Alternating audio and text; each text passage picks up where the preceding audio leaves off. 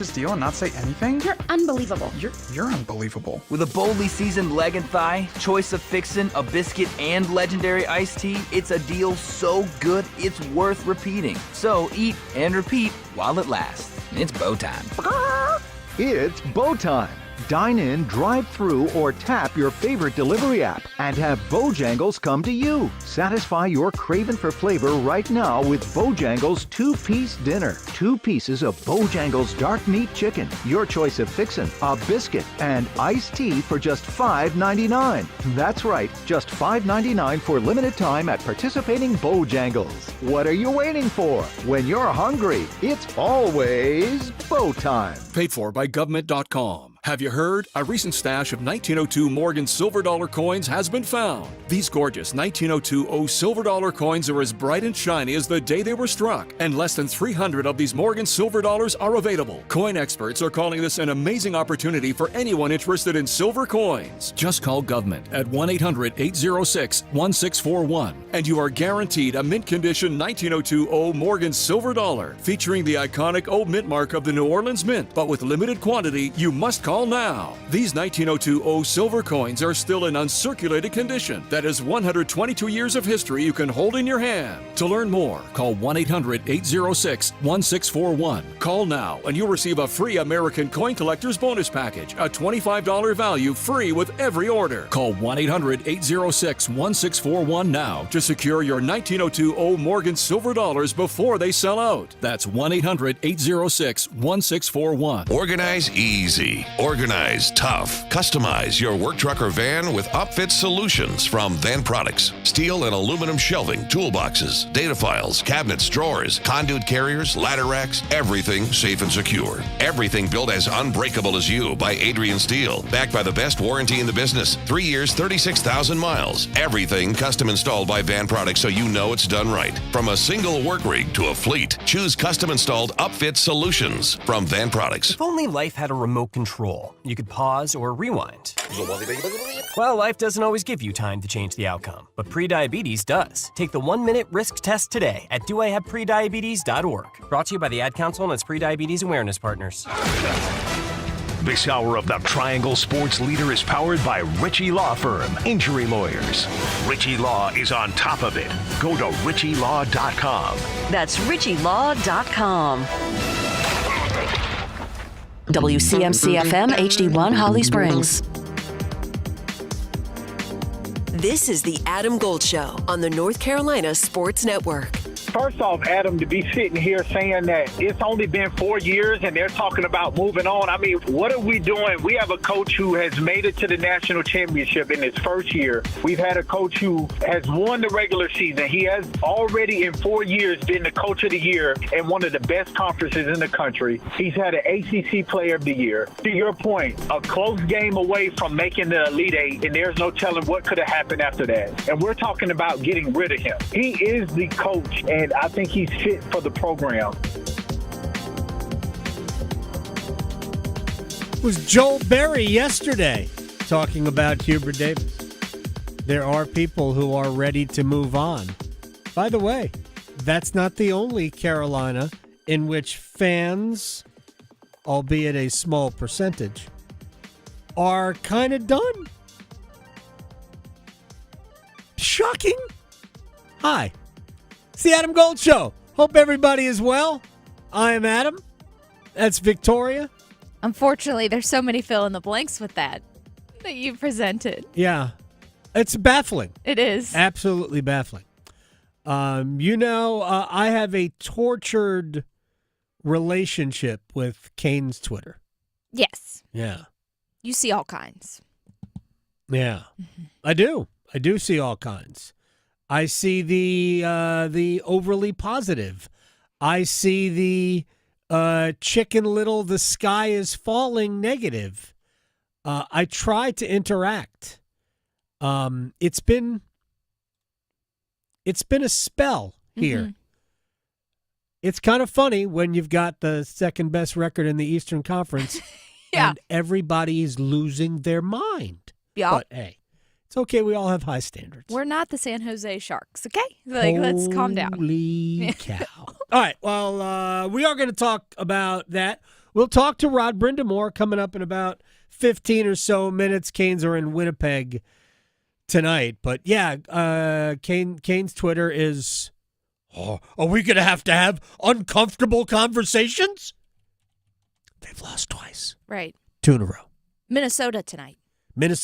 Yes. By the way, Minnesota is an uncomfortable conversation. Yeah. They don't care about selling tickets or entertaining people. They don't. Mm-mm.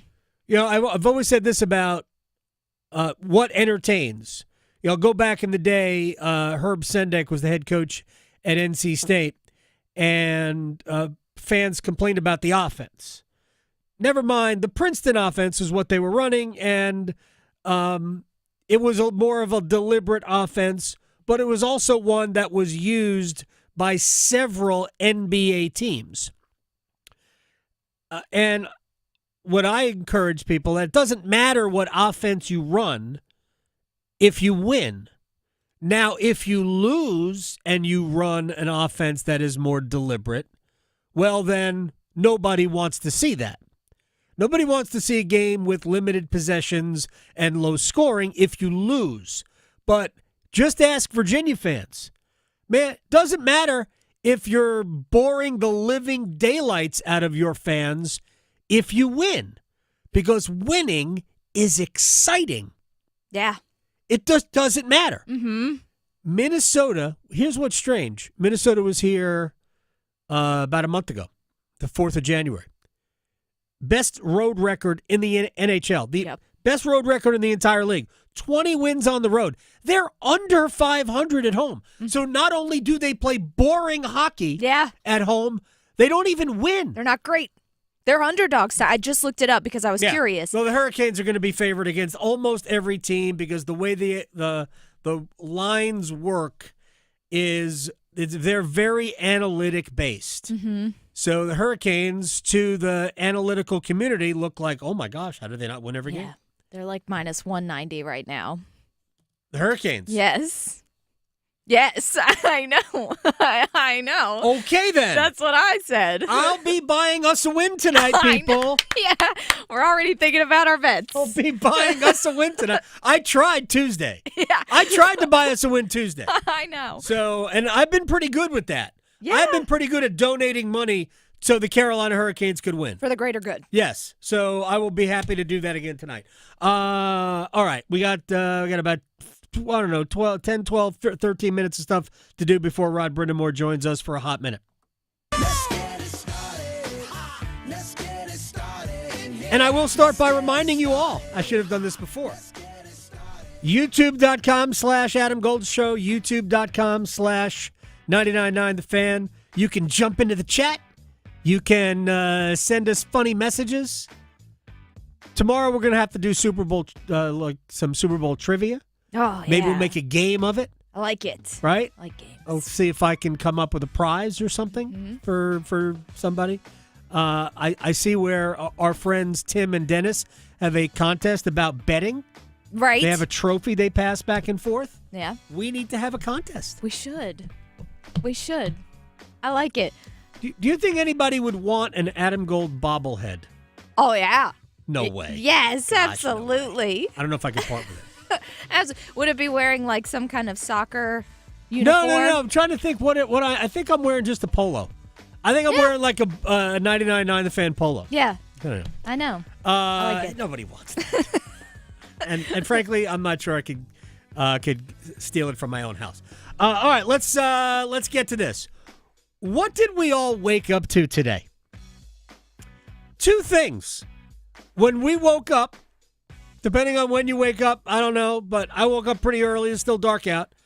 That is early. I opened up. Yeah, it was very dark out. It was dark out even when I went back to bed for a hot nap. Super early. I woke up and I looked at my phone and I went, really? NC State lost by a dozen? Yep. Not good. Wolfpack are losing their way to an early end to the season, earlier than anyone expected. Because the loss at Cal is a killer. Right now they are 17th out of 18 in the Atlantic Coast Conference standings, and only the top 15 will make it to the ACC tournament. Here's, no good. It was, I think, 74-62 at Cal. Here's Kevin Keats. We've got to do a better job of understanding scouting reports. We let Wilkinson get to his left hand every possession. We talked about, obviously, one thing that you have to do with Cal is you got to do a great job of keeping them off the offensive glass. We did a great job in the first half. Second half, we give up 11, 12 offensive rebounds. I don't even think Sioko had an offensive rebound at the half, and now we end the game with 12. Like, if we're going to win these games, we have to follow scouting reports. We got to do a great job on the defensive end, and we didn't do it tonight. Give Cal credit on their flow. I thought they played, obviously played better than us, but we got to figure it out. We got to do better than that, and once again, it falls on me because I'm the head coach. Well, the scouting report is the scouting report. It would seem that could be corrected in the middle of the first half. Like if you keep letting Wilkinson get to his left hand. The game started at 11 o'clock. I ain't going to lie and say that I stayed up to watch it. Not at all. Especially with a late night coming tonight. But if that's the case, I mean, you call a timeout. Fellas, and you pull out the scouting report. We put it on the scouting report. See this? I circled it and everything. Anyway, they really can't shoot, though. When you look at it, that's NC State. They can't shoot. It was Cal's 5th win, by the way. Let me just big picture this for a second. It was Cal's 5th win in conference play. And they swept NC State, both wins. So the Wolfpack would need to get to 6 if it comes down to a tiebreaker with the Bears. And, of course, that's assuming Cal doesn't win again. So that team's out of the way. They're at Stanford on Saturday. Michael O'Connell's return, because that's where he started his college career, I believe. But at least he came to State from Stanford. So that'll be, in some ways, maybe emotional or comforting. I don't know. Stanford is well ahead of everybody else, all this group in the Stanford. I think they got 7 league wins. But here's what I get to. I said it after the Notre Dame game, even though I thought Notre Dame, in many ways, asked to lose to the Wolfpack. How could a team that looked so dangerous at Duke play like this? How could that team, which I'm telling you, that game for NC State was there. Now, Duke is the best team, certainly the best team in this league. They might be the best team in the entire country. It could be. So I don't blame NC State. I don't say, man, you blew it. It wasn't that. But with like 6 or 7 minutes to go, that was a 1-point game. NC State was playing great basketball. They played better than Duke. Duke just has significantly better players. So how was that team so good at Cameron Indoor Stadium and can't stay within 10 points of Cal? Come on. That's what bothers me. I'm trying to think what we've seen it before.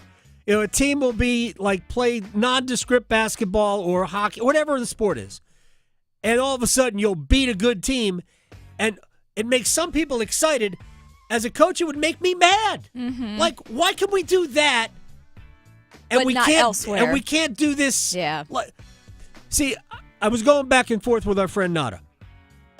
And we're going to talk NBA basketball today, although with Brendan Whitted.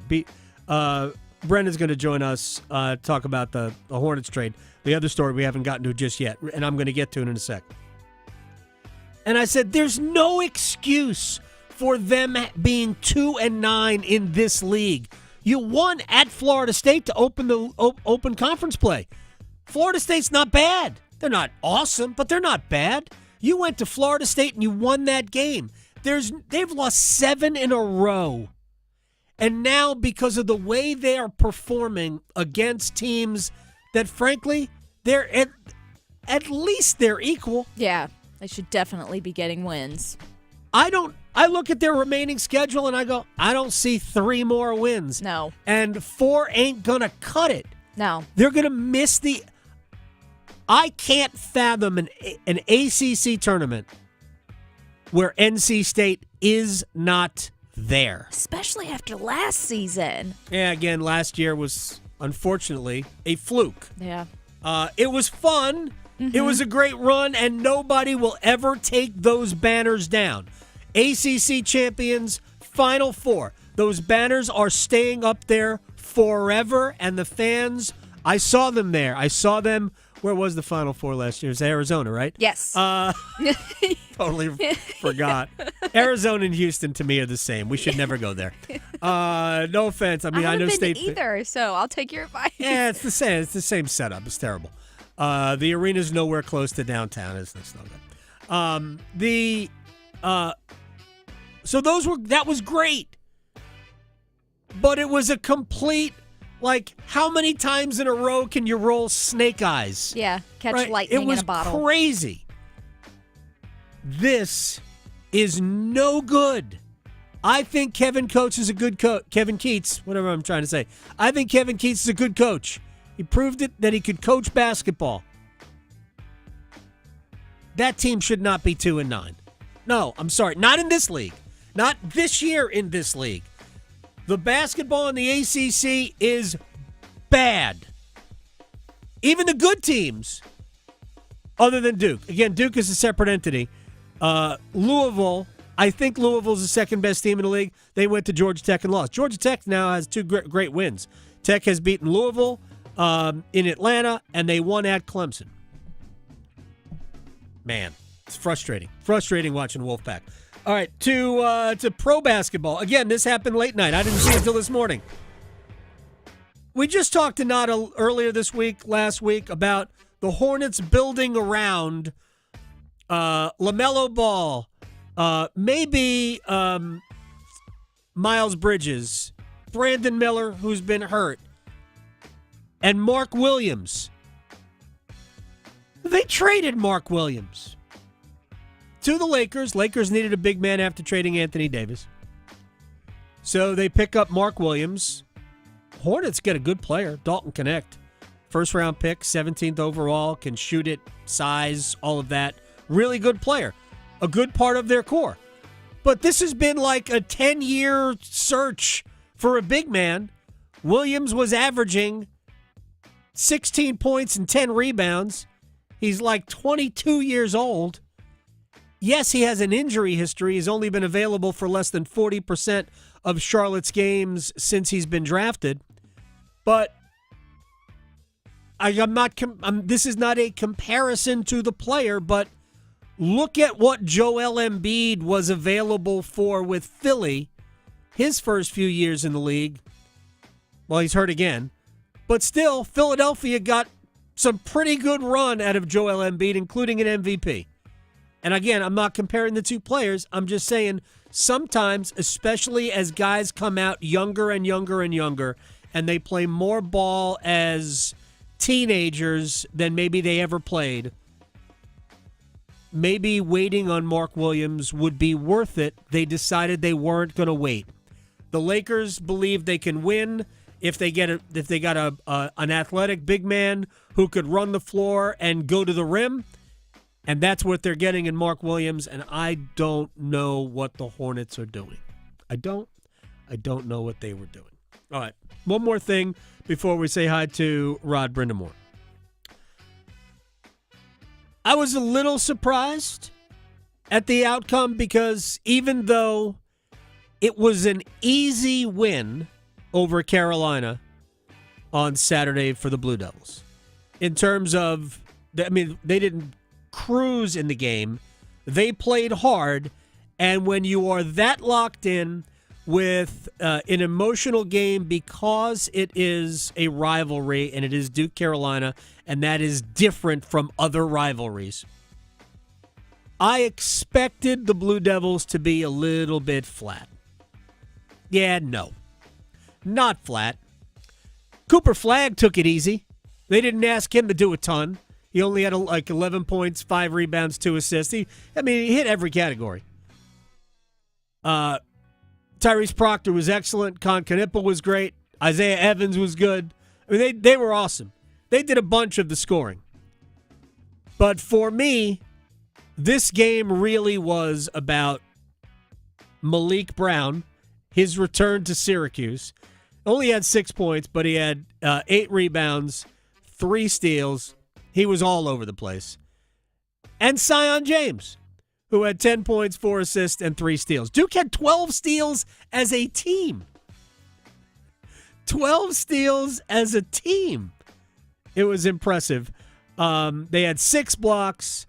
They held Syracuse below 40% shooting from the field, below 30% shooting from three-point range, and Syracuse hit some tough shots, too.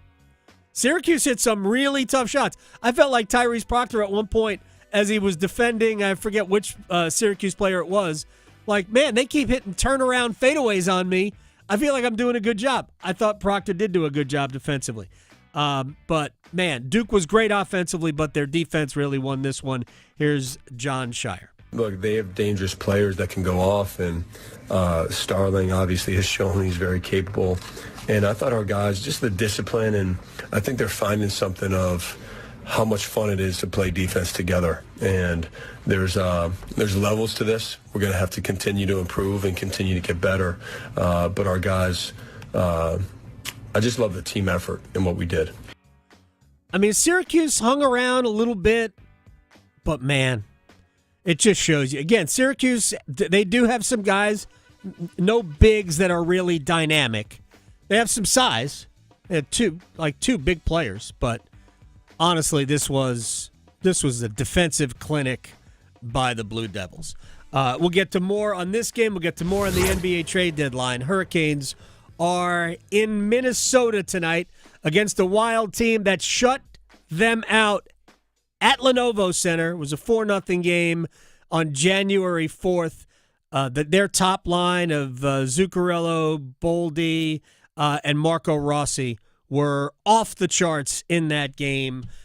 So Carolina has that in the back of their mind. They did win in Minnesota last year. They did win up at, I think it's called Excel. I'm not really sure what the name of the arena is. It doesn't really matter. Anyway, we talked to Rod Brind'Amour a couple of minutes ago about the game. Let's start with an infirmary status. Is everybody ready to go? I think so. It's always questionable when we show up at the rink, but right now I think we got a full group. All right. Is it back to 12-6 as a result of that? More than likely. All right. Let me get your thoughts on Scott Morrow. I know we saw him play a couple of games last year, but last game was different. It's a game of actual consequence. So what'd you see from that you liked? I thought he was fine. We didn't get a ton of minutes. Right. We'll probably have to get him in a game, play him, for a little more rotational. He didn't really get a ton of action, but he was fine. I think we know what we have there. I mean, he did get skated on the last goal a little bit, and but that's a learning curve, and that's why you want to have him up in these situations. And whether I don't think he'll play tonight, but we have another game here before our break, so we'll see if we get him in that one. Is the plan to keep him here for the rest of the season?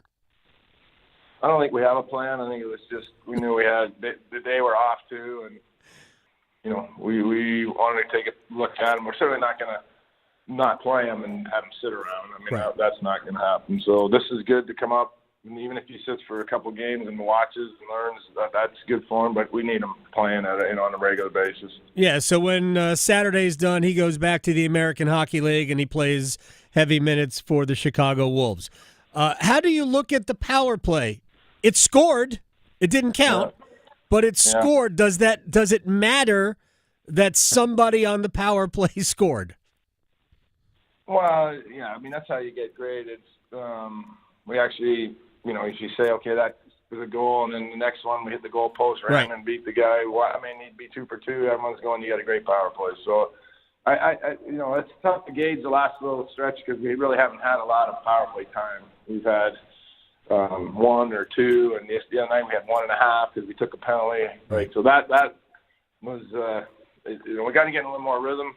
I feel like to really assess, we got the new players put in, so that all this is, you really notice it on power plays because everybody has such a responsibility and everybody's kind of doing new things. So hopefully we can get a few more looks and a little more rhythm in that because obviously we got to get that clicking. Yeah, one of the things that is obviously missed is Martin Necas' ability to enter the zone with that kind of speed. Sebastian Aho can do it, and I think Seth Jarvis can do it, but Marty was a one-man entry by himself. Mikko likes to operate below the goal line. Do you like that element? Yeah, no, he's a heavy player when he gets the puck down there. I think that's his skill set. It's, it's not going end to end. That's, not where we're going to see, flashes of him. I think it's more in the old zone, which, that's where it's hard to score goals. That's kind of, I think, what he does well. And he's been really, I think he's been good. He's been really unfortunate. he's been all around it. Yeah. Had a lot of chances in every game, goal posts in every game. So, hockey's a game of inches, so hopefully we start getting some of those bounces because, like you said, he's really good below the tops of circles. All right, real quick about the Sebastian Aho line, which against the Kings was excellent, just didn't score. Not as good against Winnipeg. Of course, Winnipeg is a little bit different than the LA Kings too. Do you sense any frustration among that trio because they know they've played well and haven't gotten anything for it?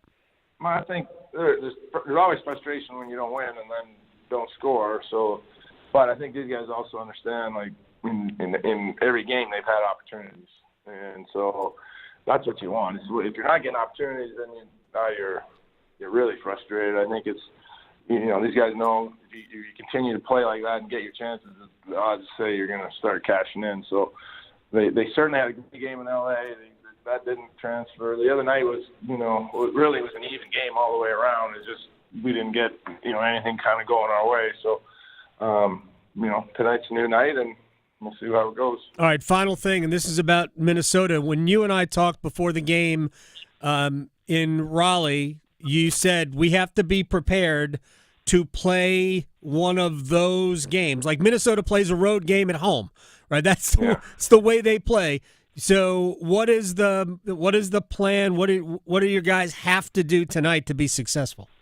Yeah, it's being patient with your game, not try to force things. I think you kind of said it. It's they're very patient with their game, and they're not giving you odd man rushes. You're not getting those up and down chances that you look for when teams are aggressive. And, you're like, okay, if we can just get good puck support here and move it quick, we're going to get our chance. That's not what's going to happen in this game. You just got to put the work boots on and go to work, put it behind them, and try to grind out some goals because that's the only way it's going to happen.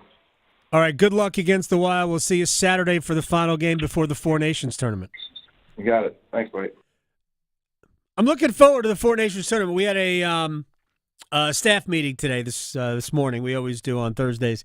And I don't know how I'm going to treat the Four Nations. I want to watch, right? There's so many other things going on right now that the tendency would be, hey, no Hurricanes hockey for almost 2 weeks.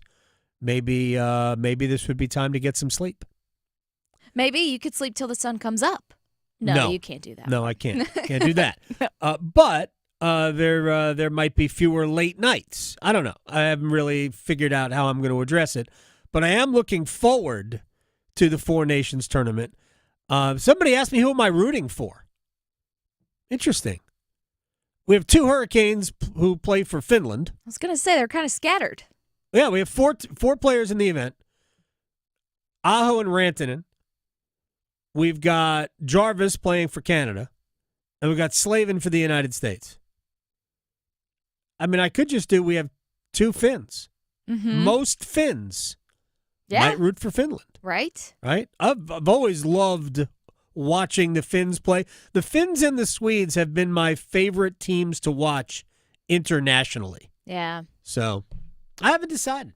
I'll have to, maybe we'll take suggestions. Anyway, we'll take a break. We'll come back. Cory Smith is from Pack Pride, is actually out west. He's taking this Northern California trip. That's awesome. We'll talk to Cory Smith about last night and going forward. Next.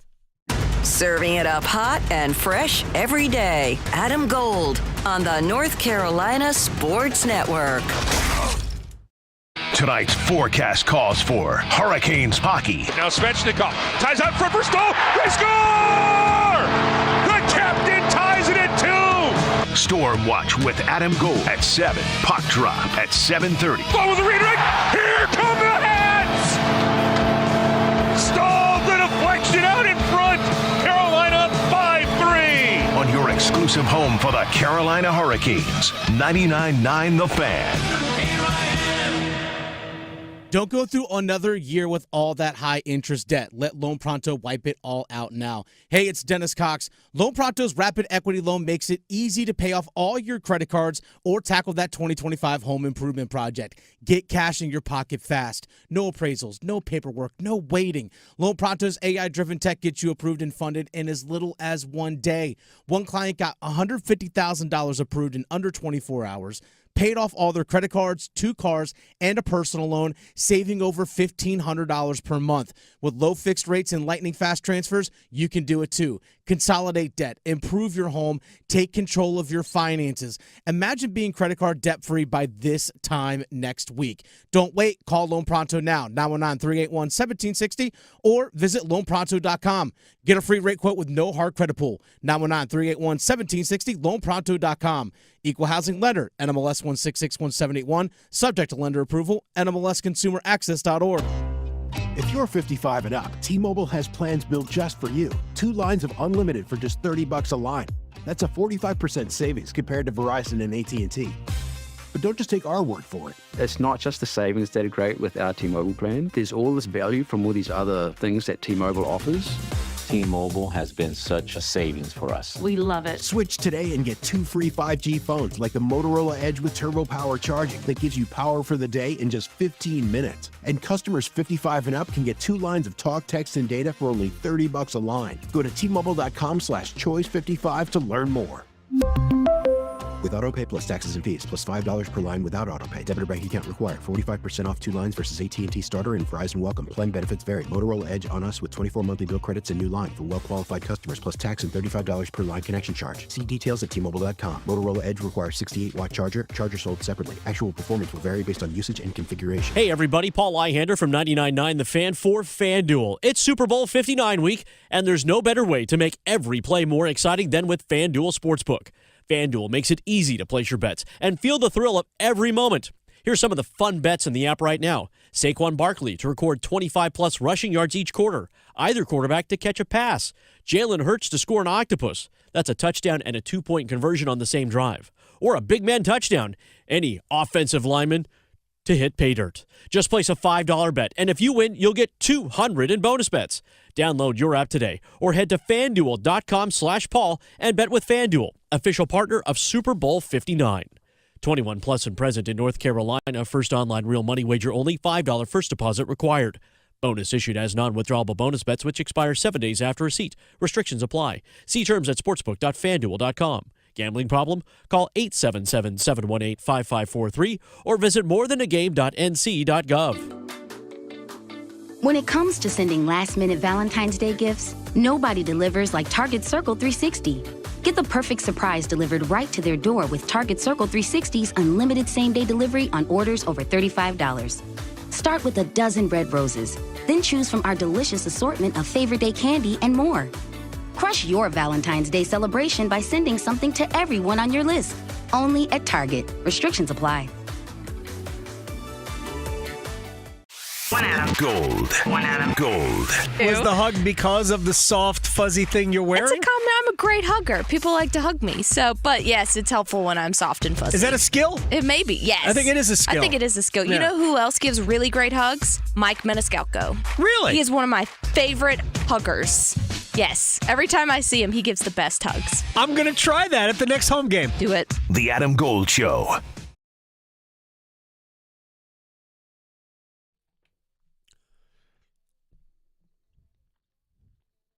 It's the Adam Gold Show. I am Adam Gold. Victoria on the ones and twos. This is for NC State because we're talking about NC State. just for people. I mean, I'm literally, I keep going back to last Monday night, watching the Wolfpack play at Cameron Indoor Stadium, the way they played, and thinking that team should be better, at least in the win column, and they're not. Cory Smith, Pack Pride, who made the trip and is getting up early. I don't know if this is early for you or not. I mean, it is after it's 9:30. I mean, that's ridiculous. You'd have to be like a college kid, although you're a lot closer to it than I am, to still be awake, still be asleep at 9:30. First of all, thank you very much for joining us all the way from Northern California. Am I crazy? Didn't we take something out of last Monday that there was some potential for this team? I'm stunned that we're sitting here with a 2-9 club. Yeah, no, I agree with you. Thanks for having me on, first of all. And it's not too terribly early here. I got up a little bit earlier, get a shower, and get ready for the day. So I'm rejuvenated, feeling great. But yeah, it's I did the same exact thing. And I mean, you watch the stretch of games. There was a stretch of about 5 or 6 straight games where NC State was losing.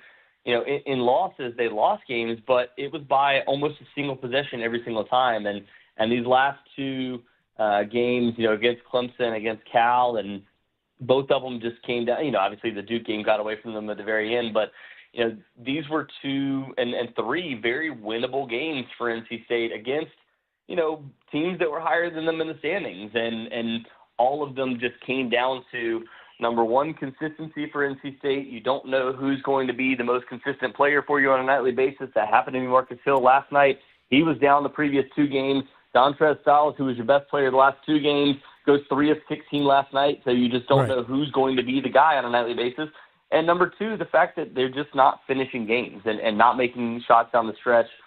Missed 10 of their last 12 shots last night in this game, and just couldn't find anything offensively for the last, 7+ minutes, essentially. I just want to kind of clarify for people this, because you said the Duke game got away from them late. Yeah, I mean, the score did at the end. Yeah. With under 5 minutes, they're down 1. So, I'm not saying that I thought they were going to win that game, but they made Duke sweat. So I thought that performance, because they should have taken some confidence out of it, I thought that would springboard them. I mean, Clemson's good. But again, I thought State, it wasn't a blowout. I mean, State lost at home. And this game sort of got away from them in the second half, because I think the game was relatively close into the second half. I breezed through it today. But you're right about they don't have a go-to guy. Marcus Hill was the only guy in double figures. I thought the way Trey Parker played at Cameron that we would now see a steady diet of him. 16 minutes last night. Played okay for 16 minutes. Your thoughts? Yeah, and that's part of the one maybe larger criticism that I would have of Kevin Keatts right now. Obviously, a lot of this has to be, accounted to the players. Like we said, it's just a lack of consistency. You're getting open shots, but guys, shots just aren't falling. If there's one major criticism I would probably have of Kevin Keatts right now, would be just not consistently playing, some of the younger players they're stepping up for you. You go back to last night, Trey Parker had a really good game, 4 of 8 shooting overall. Yep.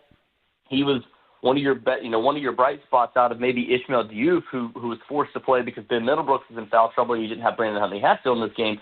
But, the criticism that I would have is the fact that you're not seeing consistent freshmen playing or consistent sophomores playing that have been contributing for you. Paul McNeil's had a stretch of pretty good games, at least, being a guy that can show you that he can potentially make multiple three-pointers in a game. NC State got 0 of that last night. 3 guys made 1 3-pointer, and you didn't have a single player make multiple for you last night in a game where you desperately needed shooting. But yes, I agree with you. Trey Parker has been a bright spot recently when he's getting on the court.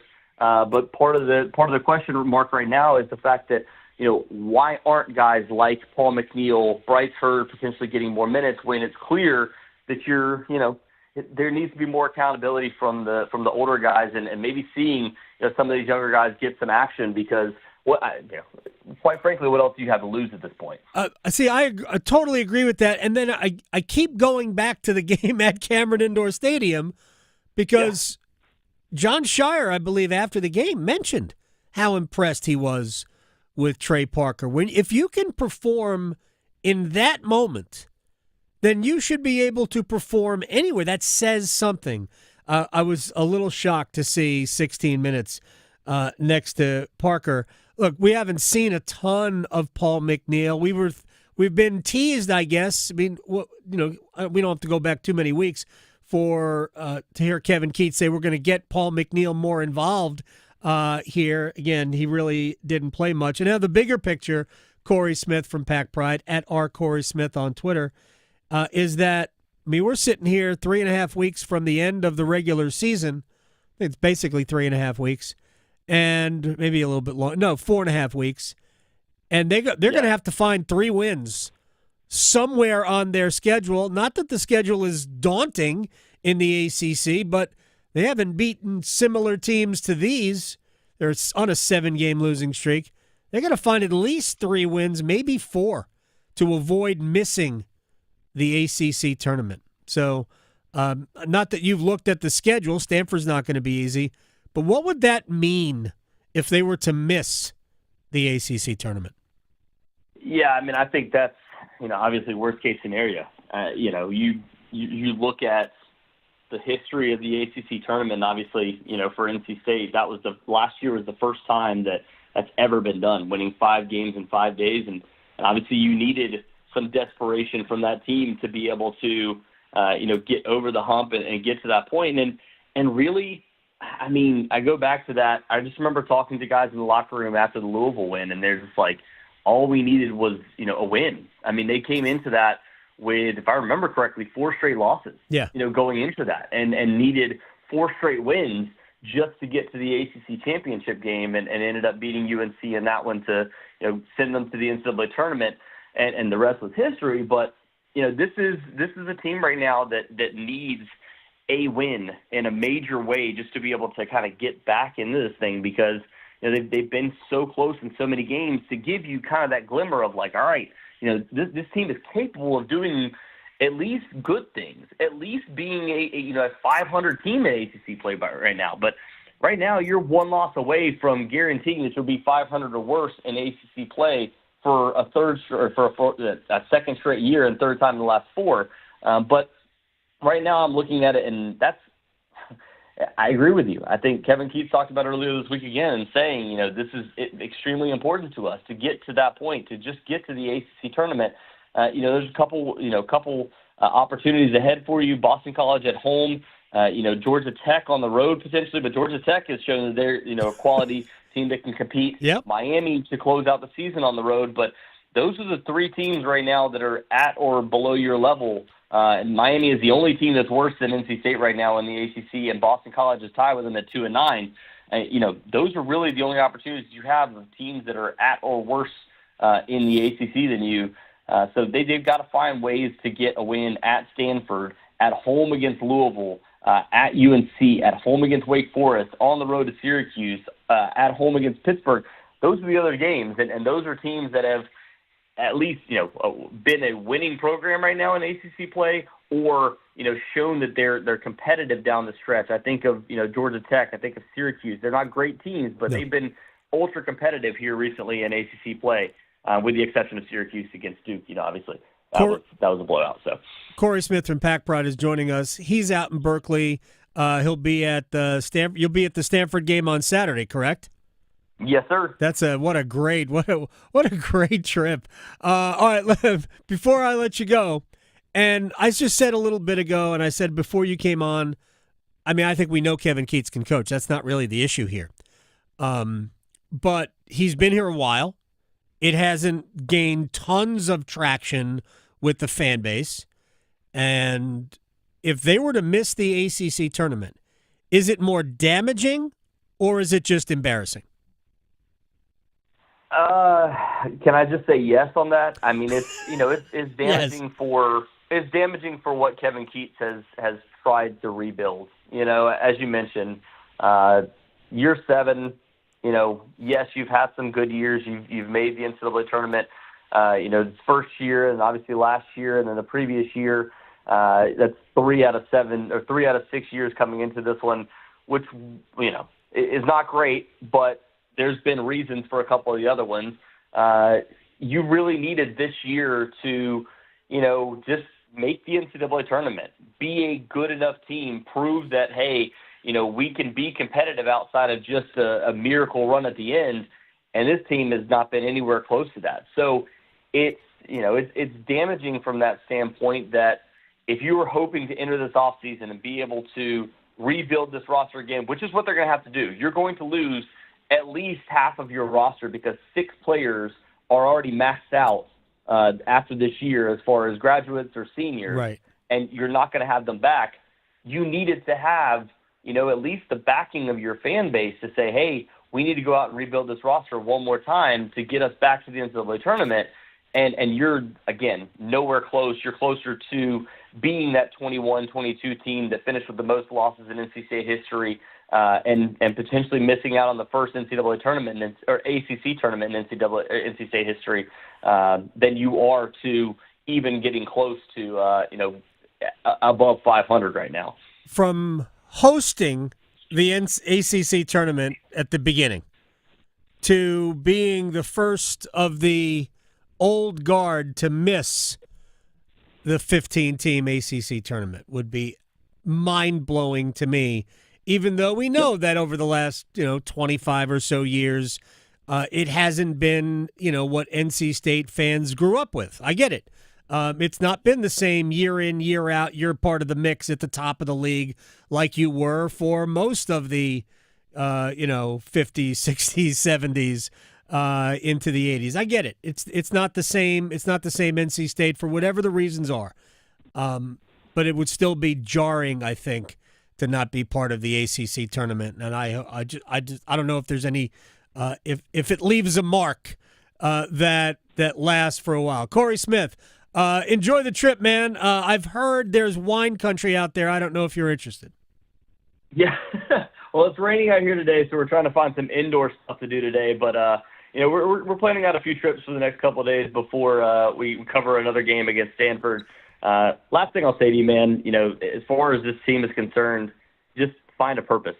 Find some sort of purpose to play with because it's unclear right now if this team has a real purpose out there on the court. And I think, consistency is key, but finding some sort of purpose and drive for this team right now is going to be key in these last 9 games where you have to turn things around. You're 100% right. Cory Smith, I thank you very much, man. Enjoy the trip, and we'll talk to you down the road. All right, appreciate you, AG. You got it. Cory Smith, Pack Pride here on the Adam Gold Show. Think about that. I mean, it's not a stretch to say that NC State was essentially the spine of the ACC. And now we're talking about, if Miami misses the ACC tournament or Boston College misses the ACC tournament, no offense to those two fan bases, nobody blinks. State? Really? Yeah, that's what we're looking at. It would be unbelievably devastating, I think. All right, we'll take a quick break. We will come back, and we will have one-timers, questions and answers. You're free to contribute if you want. Go to youtube.com/Adam Gold Show, and you can leave a question in the chat. Lots of Canes chat in the YouTube stream right now. So you could chime in with that if you want to. Perfect. Yeah. There you go. That was kind of an evil smile. All right. One-timers is next. Raleigh to Boone, Charlotte to Chapel Hill. Your Carolina is covered. Adam Gold on the North Carolina Sports Network.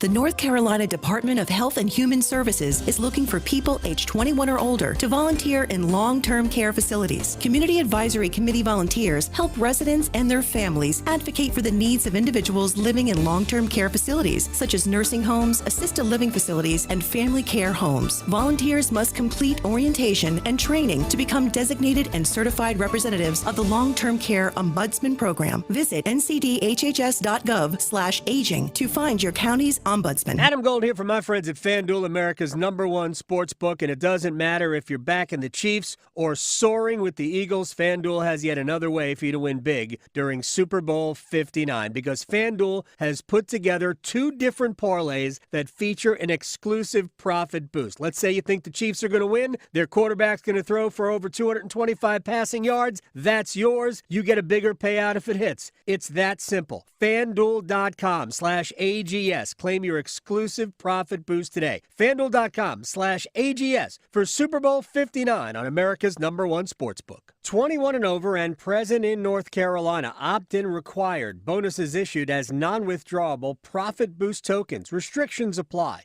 including any token expiration and maximum wager amount. See terms at sportsbook.fanduel.com. Gambling problem? Call 877-718-5543 or visit morethanagame.nc.gov. I'm Faith. I work as an American Sign Language interpreter, and I just graduated from my bachelor's program. I texted 988 because at the moment where I needed help, I realized that I didn't have access to English at the moment. Sometimes speaking gets hard for me, and they just helped me calm down, and then I was able to find a friend.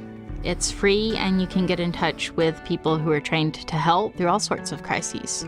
Call, text, or chat 988 24/7. Did you know that since you have public power, your electricity is operated and controlled by people in your community, not by a for-profit, investor-owned company? These local folks are directly accountable to you. They don't answer to shareholders. They make decisions for the good of your community. What's more, your public power provider invests in your community, providing jobs and supporting your local economy. Local people working together to meet local needs. That's public power. Learn more at electricities.com.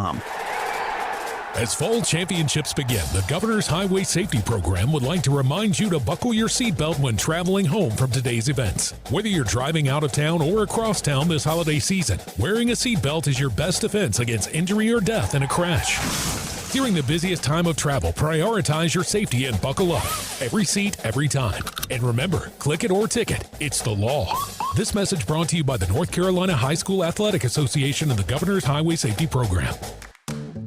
If you need health coverage due to a life change, healthcare.gov is here for you. Like it was there for Terrence and Jody when they got married. And Sophia when she had a baby. And Gary when he moved and needed new insurance. There are many other ways to qualify. Visit healthcare.gov today to see if you're eligible to enroll. Limited time to enroll. Paid for by the U.S. Department of Health and Human Services. AARP is working hard to make sure people in North Carolina are getting the most out of life. Whether it's helping you stay healthy, save more money, care for loved ones, or simply have some fun, AARP is making a difference in communities across the state. You have a wise friend and fierce defender with AARP. Learn more about progress being made for older adults in the state by listening to AARP Without Limits. You can find the latest episodes of AARP Without Limits wherever you listen to your podcasts. One Adam Gold. One Adam Gold. Some of the best trades ever made are the ones you don't make.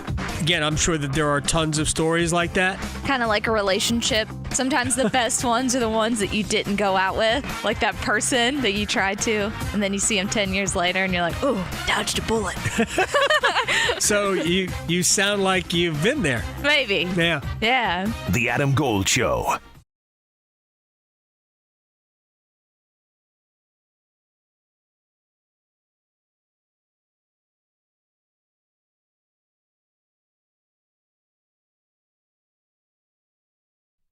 It's the Adam Gold Show. I am Adam Gold. Victoria on the ones and twos. Next hour, Brooke Pryor joins us from New Orleans. We will talk Super Bowl 59 with her. I don't know if she's down there trying to find out if Russell Wilson's coming back to the Steelers or not. She used to cover the Chiefs, so maybe she's on that beat, but we will talk to her about the Super Bowl. And right now, it's time for one-timers.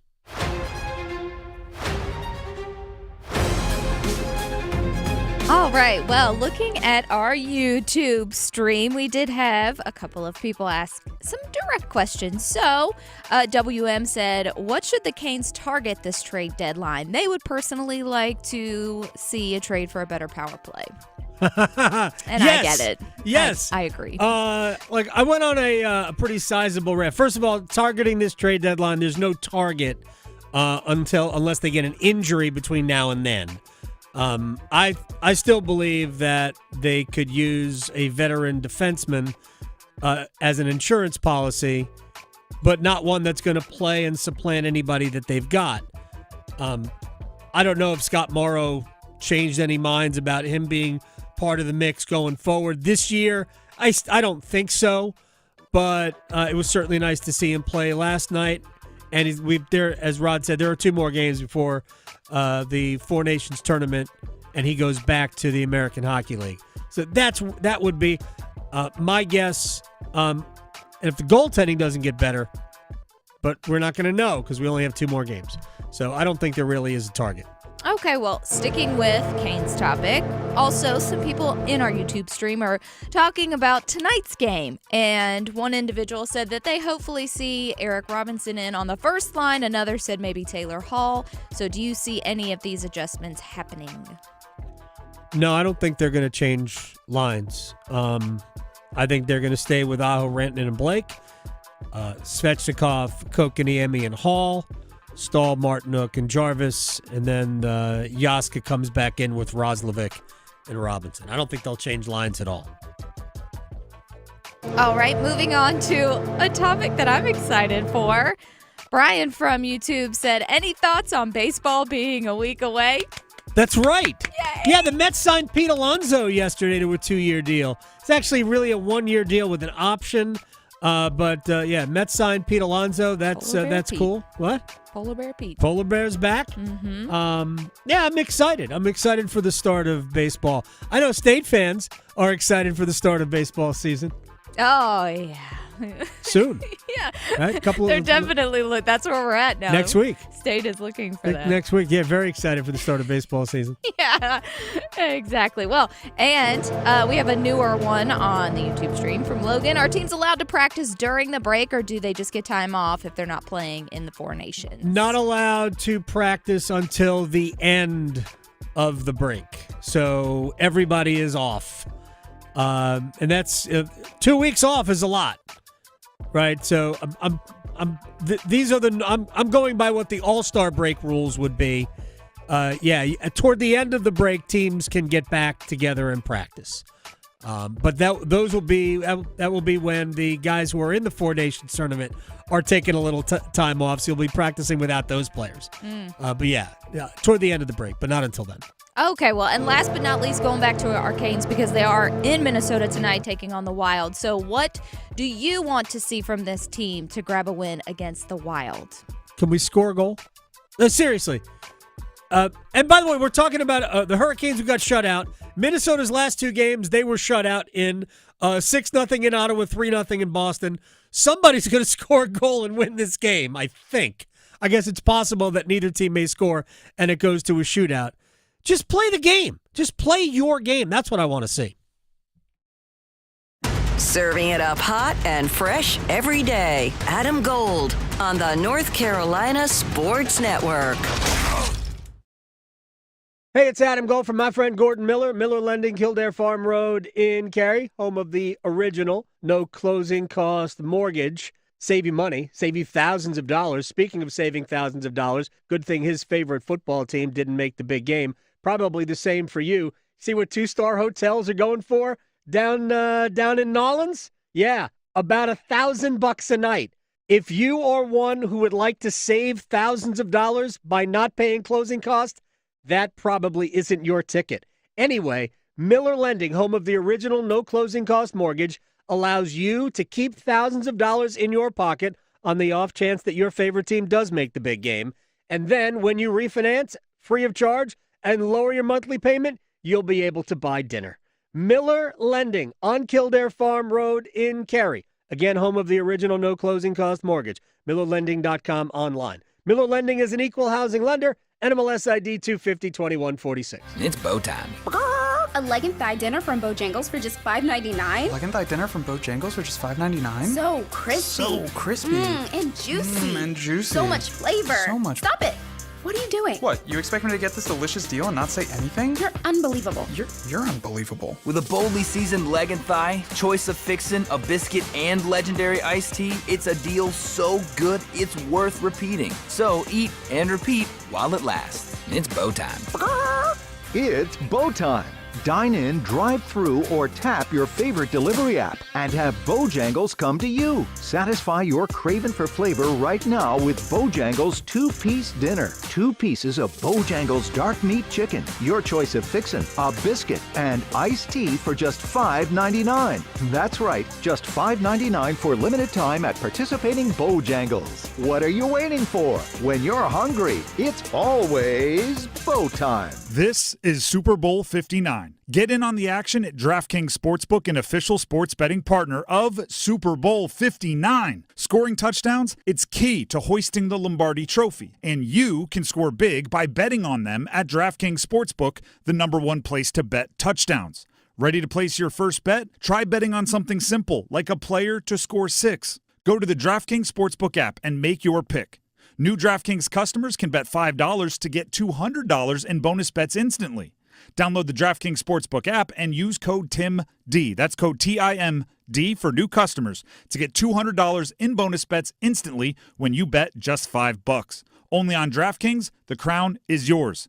Gambling problem? Call 877-185-543 or visit morethanagame.nc.gov. 21 plus, North Carolina only. Eligibility restrictions apply. Bonus bets expire 168 hours after issuance. For additional terms and responsible gaming resources, see dkng.co/audio. The next disaster is coming. Make a plan. Keep extra medication on hand. Make copies of important documents. Stay informed and be ready. Learn more at americares.org/sendusin. When it comes to sending last-minute Valentine's Day gifts, nobody delivers like Target Circle 360. Get the perfect surprise delivered right to their door with Target Circle 360's unlimited same-day delivery on orders over $35. Start with a dozen red roses, then choose from our delicious assortment of favorite day candy and more. Crush your Valentine's Day celebration by sending something to everyone on your list. Only at Target. Restrictions apply. This hour of the Triangle Sports Leader is powered by Ritchie Law Firm, injury lawyers. Ritchie Law is on top of it. Go to ritchielaw.com. That's ritchielaw.com. WCMC HD1 Holly Springs. Take us with you on the radio, Instagram, TikTok, Alexa, and YouTube. 99.9 The Fan, the Triangle Sports Leader. I've never been on the Hubert's got to go train. Right. Because one, who are you going to hire and replace in place of him? And I don't think Nate Oates is coming because Alabama will clearly outbid him. But I've never thought that the gap has ever been between Carolina and Duke on either side has been as big as it is right now. I like the Tar Heels. I like what they have. But for the amount of money that's in that program, you can't be running your athletic programs like it's still 2010.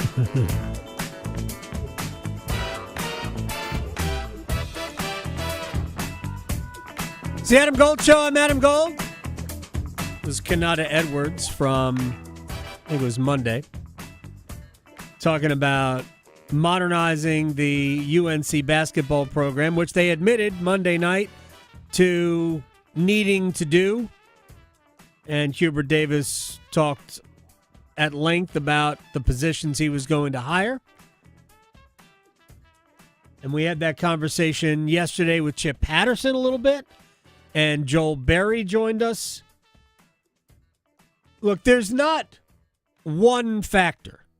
There are a lot of factors why North Carolina looks the way they are. And as I pointed out yesterday, sometimes we can get blinded by the recency of it all and forget that last year Carolina was a 1 seed. They went 17-3 in the ACC. So it didn't seem like it was that bad last year. But I do think it's fair to say this. Sometimes your success can mask the problems. And sometimes your weaknesses get so exposed that you think there are deeper problems. So it works both ways. My own feeling is that the number one problem, and then there are many, the number one problem for North Carolina has been essentially their freshman recruiting. And it's not they're not recruiting good players. These guys are good players. They're just not recruiting enough of those players to where you become super reliant on the transfer portal to be good. Because if you think about it, the key to Carolina being good in 22 is Brady Manick. Brady Manick's surge at the end of the year completely flipped the game for UNC. And then last year, Cormac Ryan probably wasn't the exact player Carolina they thought they were getting, but he was a good player for them. Harrison Ingram, on the other hand, was an excellent player for them, and he enhanced everything that was good about that team already. So in the 2 years where they nailed the portal with the additions who helped, Carolina was good. And in the 2 years where it doesn't look like they did, that's not to say that Pete Nance wasn't a good player or that Van Allen Lubin, or Cade Tyson. Tyson hasn't had a good year at all, but, I don't know that you can blame them, but they weren't good enough. And again, Cade Tyson hasn't had a year. But they weren't good enough to make what Carolina had look better.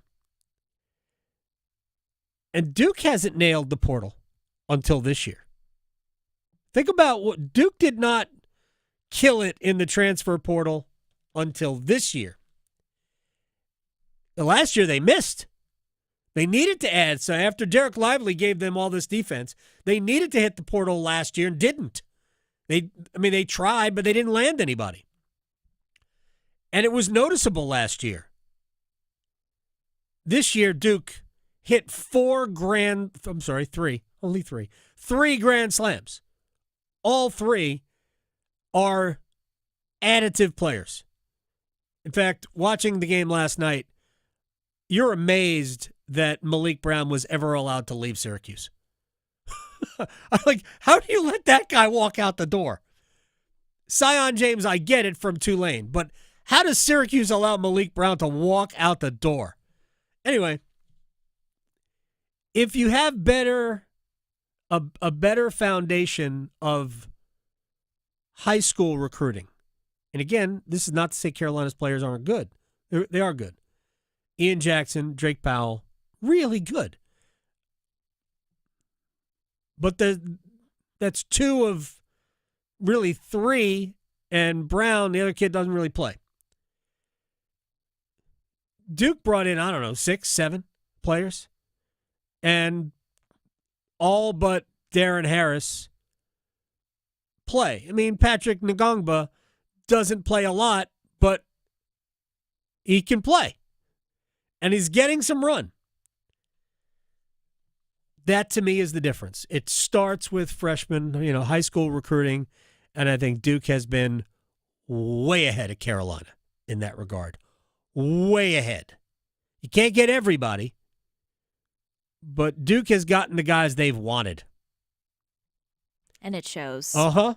Big time. And, sometimes it's the Cooper Flags of the world, or Lively, Derek Whitehead, who, again, was hurt for just about and limited for his entire season. But Kyle Filipowski and Paulo Banchero, they get the guys they want. Carolina's got to do better in that regard. And then the portal can take you to another level. But you can't rely on it. Look, NC State's been relying on transfer portal guys to be mainstays for them. It's hard to do that.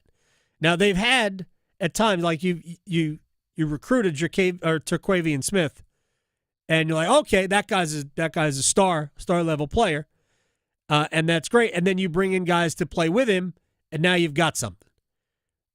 So I'm not saying that Carolina doesn't have that in Ian Jackson, and it would also help if R.J. Davis was having a better season, but I also don't blame R.J. because there is no post presence to take the pressure off those guys away from the rim. Anyway, it's not just one thing, but that to me is the most important thing that Carolina has fallen behind on. That other stuff needs to get better too, and that's what Hubert Davis is going to address. All right, in about 15 or so minutes, we're going to talk to Brooke Pryor about the Super Bowl. Let's run this back. And I want to start with NC State real quick from last night at Cal. I find it staggering that we are headed to an ACC tournament that right now I would say there is a better than 50-50 chance does not have NC State. First of all, I said it at the time, man, that's dumb to have a cutoff that's at 15.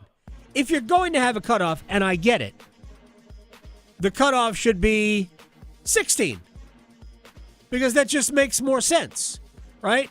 And you could still have a double bye. You could still have the bottom 8 play with 16 and 4 advance to play teams 5 through 8, right? That would make sense. I just don't get the 15 cutoff. It's almost as though they had, we have all these brackets that have just 15 teams in them printed up already, and we don't want to waste the paper. It's just, It's so silly to have it cut off at 15. That is a minor quibble based on where NC State is at this point. I can't even fathom a Wolfpack program that, again, I said before, we're not lying to ourselves. In the last,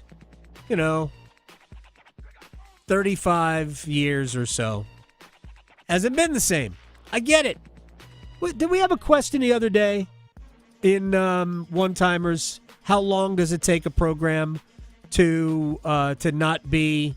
Yeah, that was mine from the other day. Right, yes. Yeah. I wasn't sure if that came out of the YouTube or... Came from my brain. So, good brain. So, in the case of NC State, they're an example of it. You don't have to go back, beyond your life, right? But you don't have to go back that far to remember when State was the toast of college basketball. The early, mid-'70s, that's not forever ago.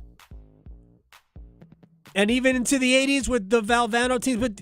But State was good through the Valvano era. They weren't, always great, but they were good.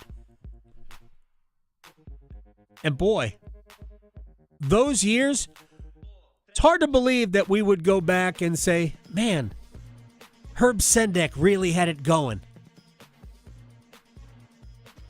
What's that emoji when you turn the head gets turned sideways? Oh, yeah. That's what I tried to make right there. Yeah. Right. Or like when a dog looks at you like, what? Can we get Julius Hodge? Yeah. Can we recruit Julius Hodge? Mm-hmm. Because that era was pretty good for NC State basketball. And it's been kind of fleeting ever since. Heck, Mark Gottfried had the team in the NCAA tournament. I'm not saying we need to go back to the Mark Gottfried era, but, Gottfried had the team, playing well, especially at the end, doing well in the ACC tournament, even though they didn't win any ACC tournaments. Again, I don't have to belabor that point. But we want to see State's got to start getting back to winning some basketball games, and I am blown away that they could miss this ACC tournament. Duke won, cruised at Syracuse, and I'm not saying that they relaxed, but because they didn't. They played hard. I was surprised. Actually, this is what I want to hear from John Shire, because coming off of the game Saturday night against the Tar Heels, I fully expected a letdown from the Blue Devils. It's natural, pro or college. Natural. I don't care how less than normal your rival is. After a rivalry game, it is natural I had somebody tell me it was a trap game at Syracuse. Now, I didn't think Duke would lose, but I did think, and I said it yesterday, I thought that game would be a little bit closer. Yeah, no. And Shire was, I think, impressed that his team was able to move on. Well, we had discussed it. I don't know if we had our best pop necessarily to start the game, but I thought we were able to turn it up. Cooper, didn't necessarily have his best stuff tonight, and he was just, plus 22 and, just still did a lot of things. And I love where Tyrese is at. I love Tyrese being ready to shoot. I thought he had a really good game. And, like we talked about, it's just good to have, 5 different guys in double digits and 18 assists, and then obviously the defense holding them to 54 points. 12 steals, 6 blocks. 12 steals, 6 blocks. Their defense, if you play defense, if that is the root of your success, you can bring that anywhere. Now, Duke did give up some points in the first half, but, man, were they good throughout. All right. While we were asleep, Jimmy Butler was traded to the Warriors. It's like 2 days ago. He said he wasn't going there. I don't want to go to the Warriors. He wasn't going to sign an extension. Well, he signed a 2-year contract extension. Miami gets back. Let's see if Andrew Wiggins, Dennis Schroeder, point guard, Kyle Anderson, and a protected first-round pick. Brian Windhorst of ESPN thinks that was a good return. Well, they waited a very long time to make this deal. They looked at a lot of different things, and I do genuinely believe that the Heat are happy about getting Andrew Wiggins. I know he's not had a good last couple of years since that incredible finals 2 years ago, but I do think they like how he fits with the way they want to play now, which is a little bit bigger. He'll slide into that role that Butler played. And they get draft capital here that they can potentially use for themselves or maybe use in another deal. The Heat didn't take a backslide here, and they feel like they can still do something in the future. So I don't think they wanted to trade Jimmy Butler. I think they wanted Jimmy to play well for them during the season. They tried everything they could to hold that together.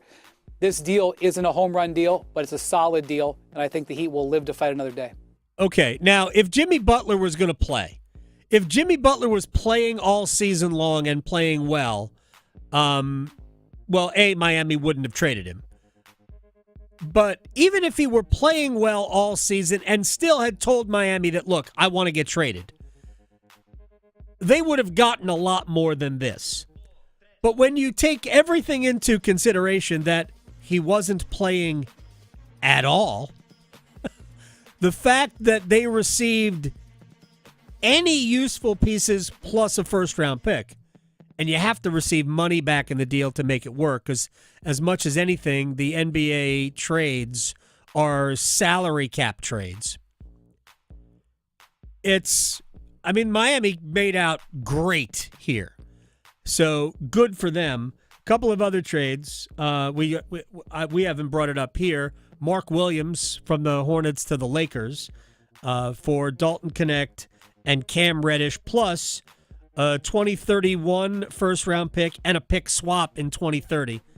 It gives you the option to just get the better of the two picks between the Hornets and the Lakers. My guess is the Hornets pick will be better than the Lakers pick.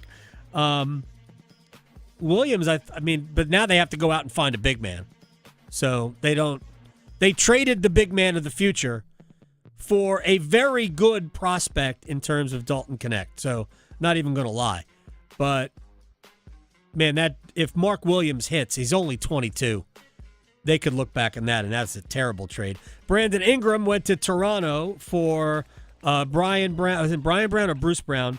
I think it was Bruce Brown and Kelly Olynyk, plus the first-round pick and a second-round pick. Kyle Kuzma from Washington to Milwaukee for Chris Middleton. So there were a number of things. Kevin Durant might get traded. Today is the trade deadline in the NBA. Kevin Durant might be traded. I haven't checked in the last 20 minutes, so I don't know if that's happened or not.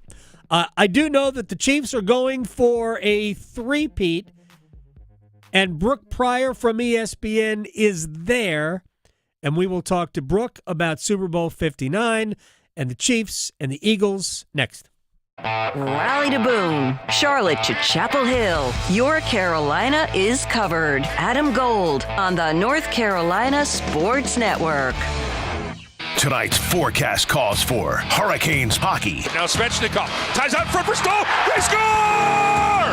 The captain ties it at 2. Storm Watch with Adam Gold at 7. Puck drop at 7:30. Ball with the redirect. Here come the heads! Stoll the deflection out in front. Carolina 5-3. On your exclusive home for the Carolina Hurricanes, 99.9 The Fan.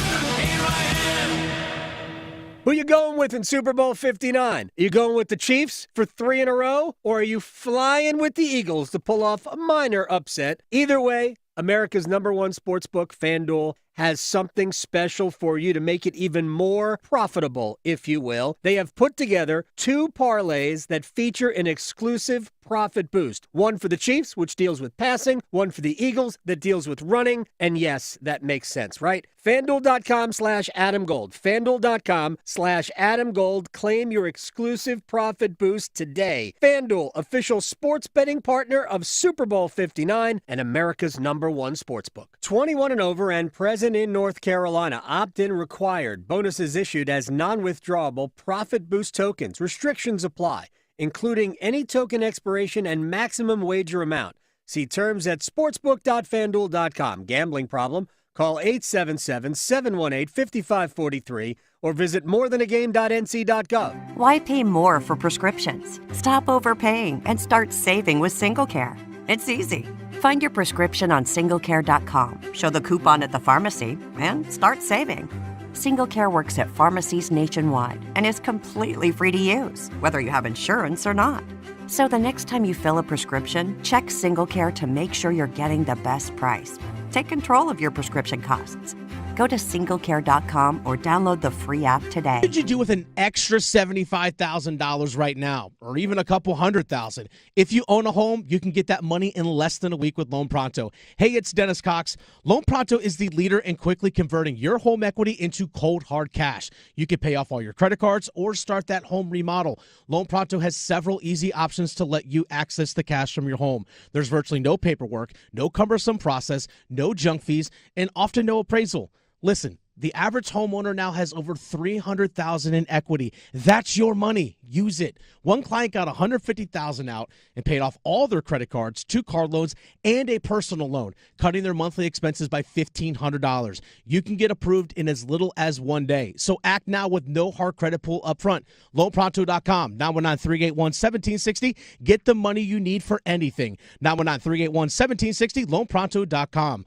Equal housing lender, NMLS 1661781, subject to lender approval, NMLSconsumeraccess.org. When it comes to the biggest games of all time, the original Abbey Road Tavern and Grill is the road to a good time. This year for the big game, come get your appetizers, buy one, get one half off. Take out or dine in. Dine in and also score great drink specials like $5 Bloody Marys and mimosas, $3.50 Coors Banquet and Yingling Fight bottles, $9 Yingling personal pitchers, and all Crown Royal flavors are just $6. It's the original Abbey Road Tavern and Grill for the big game in Cary on West Chatham Street and Apex on Center Street. AbbeyRoadNC.com. It's back, folks, and it's better than ever. Who wants to win a custom Caniacs motorcycle? Dennis Cox here for Law Tigers. The Carolina Hurricanes, Law Tigers, Tobacco Road Harley-Davidson, and Shiny Side Paint are teaming up again to give one lucky fan a custom Caniacs motorcycle. Go to caniacsbike.com to enter. Sign-ups last until April 6th, and the bike will be given away on the final home game of the season. caniacsbike.com. Law Tigers is a network of independent law firms who are members of the American Association of Motorcycle Injury Lawyers. Law Tigers is not a law firm. This is Adam Gold. Did you see what Duke is paying the quarterback that they pulled out of the portal from Tulane? Oh, no. Oh, yeah. 2-year deal, $4 million per. Oh, wow. Per. So. Do they want a quarterback named Victoria? The Adam Gold Show.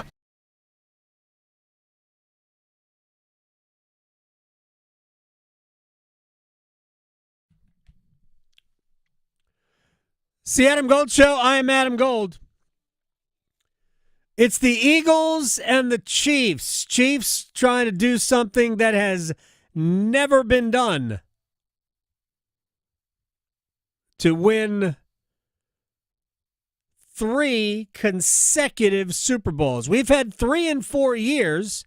That's been done a couple of times, right? The Cowboys and the Patriots have done 3 in 4 years. The Steelers did 4 in a 6-year span.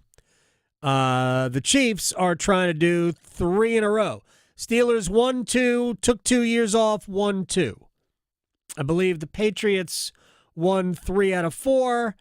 And I think the Cowboys also won 3 out of 4, win 2, take a year off, win another one. The Chiefs are a very slight favorite in this game. I think it's like 1.5 or something like that the last I looked. So I think obviously Vegas believes that this game is going to be tight. I believe there is definitely a path to the Philadelphia Eagles winning this game without anything unusual happening. We'll find out what Brooke Pryor thinks about this game. She is in New Orleans from ESPN at BE Pryor. She covers the Steelers. They're not there, but are you hunting down Russell Wilson information to see if he is going to return to Pittsburgh and still be their quarterback? Absolutely, I am. I mean, I hear New Orleans is the best place to hunt down quarterback information. Yep. I have been, just doing some laps, some pacing outside the convention center, because the best part about the Super Bowl isn't the game, it's the week of and Radio Row, when anybody who's anybody in the NFL and really like the world of sports, and sometimes outside of sports, just moseys on down Radio Row. They're doing interviews, they're selling products, whatever it is, and it's a great time to accost people and see if they will give you any information. So I'm big game hunting right now. I'm keeping my eyes peeled for Russ or Justin Fields. Fingers crossed I locate them. I have talked to Russell Wilson at a Super Bowl Radio Row before. I have been to some Super Bowl Radio Rows. I have been to Final Four Radio Rows. One of them is entirely about the sport, Final Four Radio Row, and the other is entirely about a show. My favorite interviews on Super Bowl Radio Row had nothing to do with the actual game. Although Bill Romanowski, I don't know if he's still around, Bill Romanowski used to bring out his supplements, and and he was a phenomenal guest. He's nuts. But a phenomenal guest, but he would carry around like a briefcase, and his wife would be with him, and she'd have a shopping bag full of their supplements that they were selling. The shakes were good. No better time to get supplements than during Super Bowl week, when it's probably like everyone's unhealthiest week of the year. Like, I don't know that I've seen a single, actually, I was going to say, I don't know that I've seen a single vegetable in New Orleans, but I have, because I had fried green tomatoes at dinner last night. So there are vegetables here. They are just, coated and deep fried and taste really, really good. I'm trying to think, there's vegetables in jambalaya. Is there a vegetable in gumbo? Maybe some carrots? I'm trying to think. Yeah, exactly. They are vegetables in disguise is the theme of this city. That's the theme of the cuisine of New Orleans. All right, so you once covered the Chiefs. You were there at the beginning of the Mahomes-Reid run. They're not an overwhelming favorite. What is that? Does that say that Vegas is a little leery of maybe how good the Eagles are? Maybe. I think it's interesting that you said in the intro, if nothing unusual happens, the Eagles can win without anything unusual happening. But it's nice that you think the Chiefs are capable of playing in a game without something going haywire, because that's kind of their calling card, especially this season. Fair point. I think that Vegas is how I feel, and probably the rest of the country feels outside of like Philadelphia, that we will believe the Chiefs can lose in a Super Bowl when the clock hits all zeros and they have fewer points than the opponent. Right. Until I see that happen, I'm going to give the Chiefs an edge, even if it's just like by a little bit. They still have the edge because, the Eagles were, in this game a couple years ago against the Chiefs and lost. So you can say, they've been here before, but the Chiefs have been here before and won it before multiple times with Patrick Mahomes. I mean, they've played in the Super Bowl 5 of the last 6 years and won 3 of them. Now they'd be going for a 4th and a 3-peat. Like, I think the Chiefs have the edge outside of the X's and O's because they have the intangibles. Like, they know what it feels like to lose a Super Bowl, and they know what it feels like to win a Super Bowl. And I think that makes such a huge difference in these games. I mean, look at the AFC Championship last week or a couple weeks ago. I think a big part of how they won is that they were even-keeled. They came in aggressive but playing within themselves. And the Bills came out like jittery and just did not look ready for the moment. The Chiefs are ready for the moment. Yeah, I agree. That's what gives them the edge. I thought in the maybe Buffalo's first two drives, I'm like, if Josh Allen doesn't settle down, this team's going to be in trouble. Now, he settled down. Josh Allen was great the rest of the way, and they certainly could have won that game but didn't because, the Chiefs are the Chiefs. But one thing that Buffalo did do in the second half was they ran the ball very effectively. If the Eagles do that, I think they win the game if they run the ball like that. Buffalo doesn't do it that way. I think the Eagles, that's what they want to do. Yeah, and it is exactly what they should do. I don't know if you've heard of the guy that they have carrying the ball for them, Saquon Barkley. He tends to be very good at that, especially early in games and setting the tone. I think that's the thing that's going to challenge the Chiefs the most is that the Eagles are not afraid to run it early. They're not going to wait to get things going. Wasn't it Saquon's first touch of the game he took for that really long touchdown a couple weeks ago? Right. He is so dynamic off rip. He does not have a warm-up time. And I also think it plays into how they defend against Patrick Mahomes in this Chiefs offense. The longer that the Eagles have the ball and you can, milk more of a possession by running the ball more, the less time that Patrick Mahomes is on the field. So I think that's a really big key. But Spags' defense is really good. I'm still thinking about that last blitz, that corner blitz that just Josh Allen was running for his life.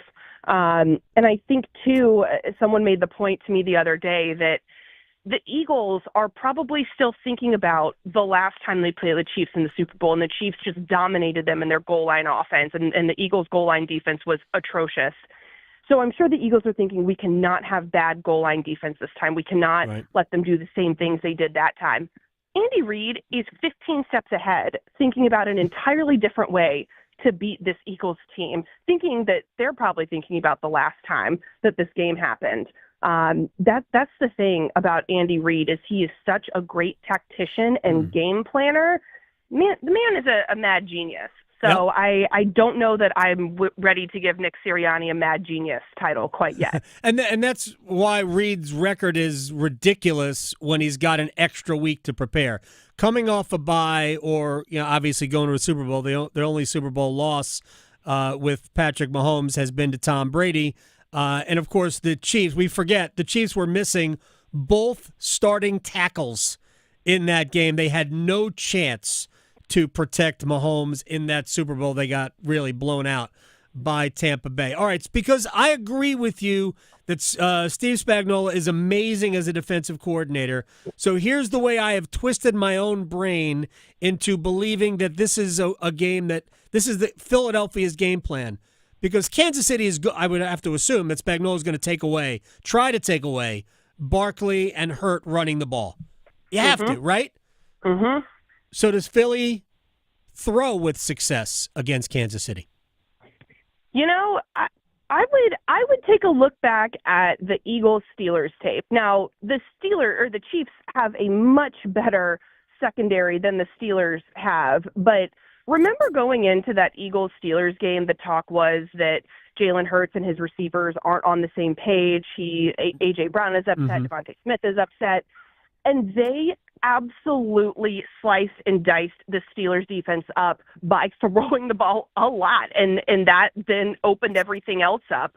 And I think that I feel kind of the same way going into this game, that because so much of the talk has been about, well, why don't the Eagles have a good passing attack? Why, can they win without a good passing attack? All of these things.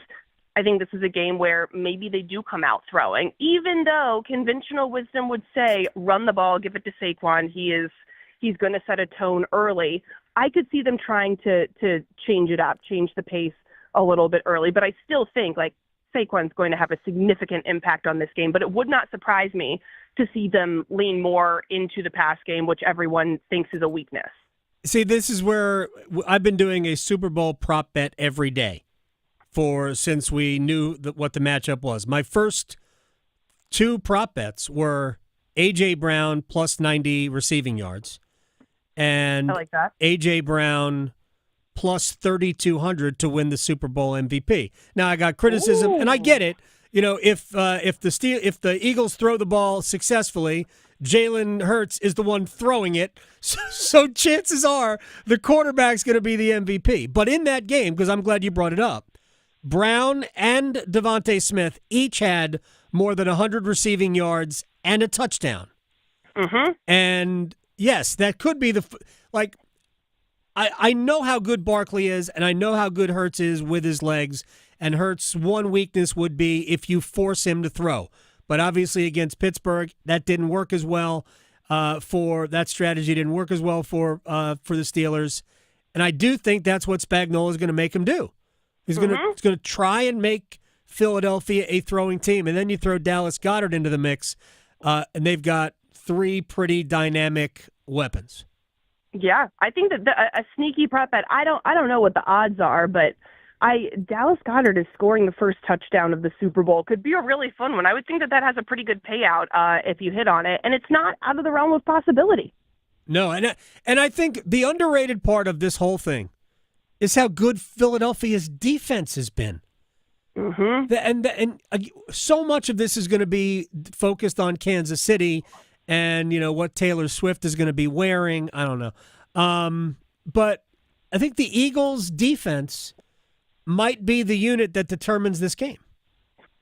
And I think that Jalen Carter's health might be the second part of that this unit could determine the game. And Jalen Carter's health is pivotal in its ability to determine the game. I know that he missed media availability today and yesterday, dealing with an illness. I can't remember how limited he was in practice.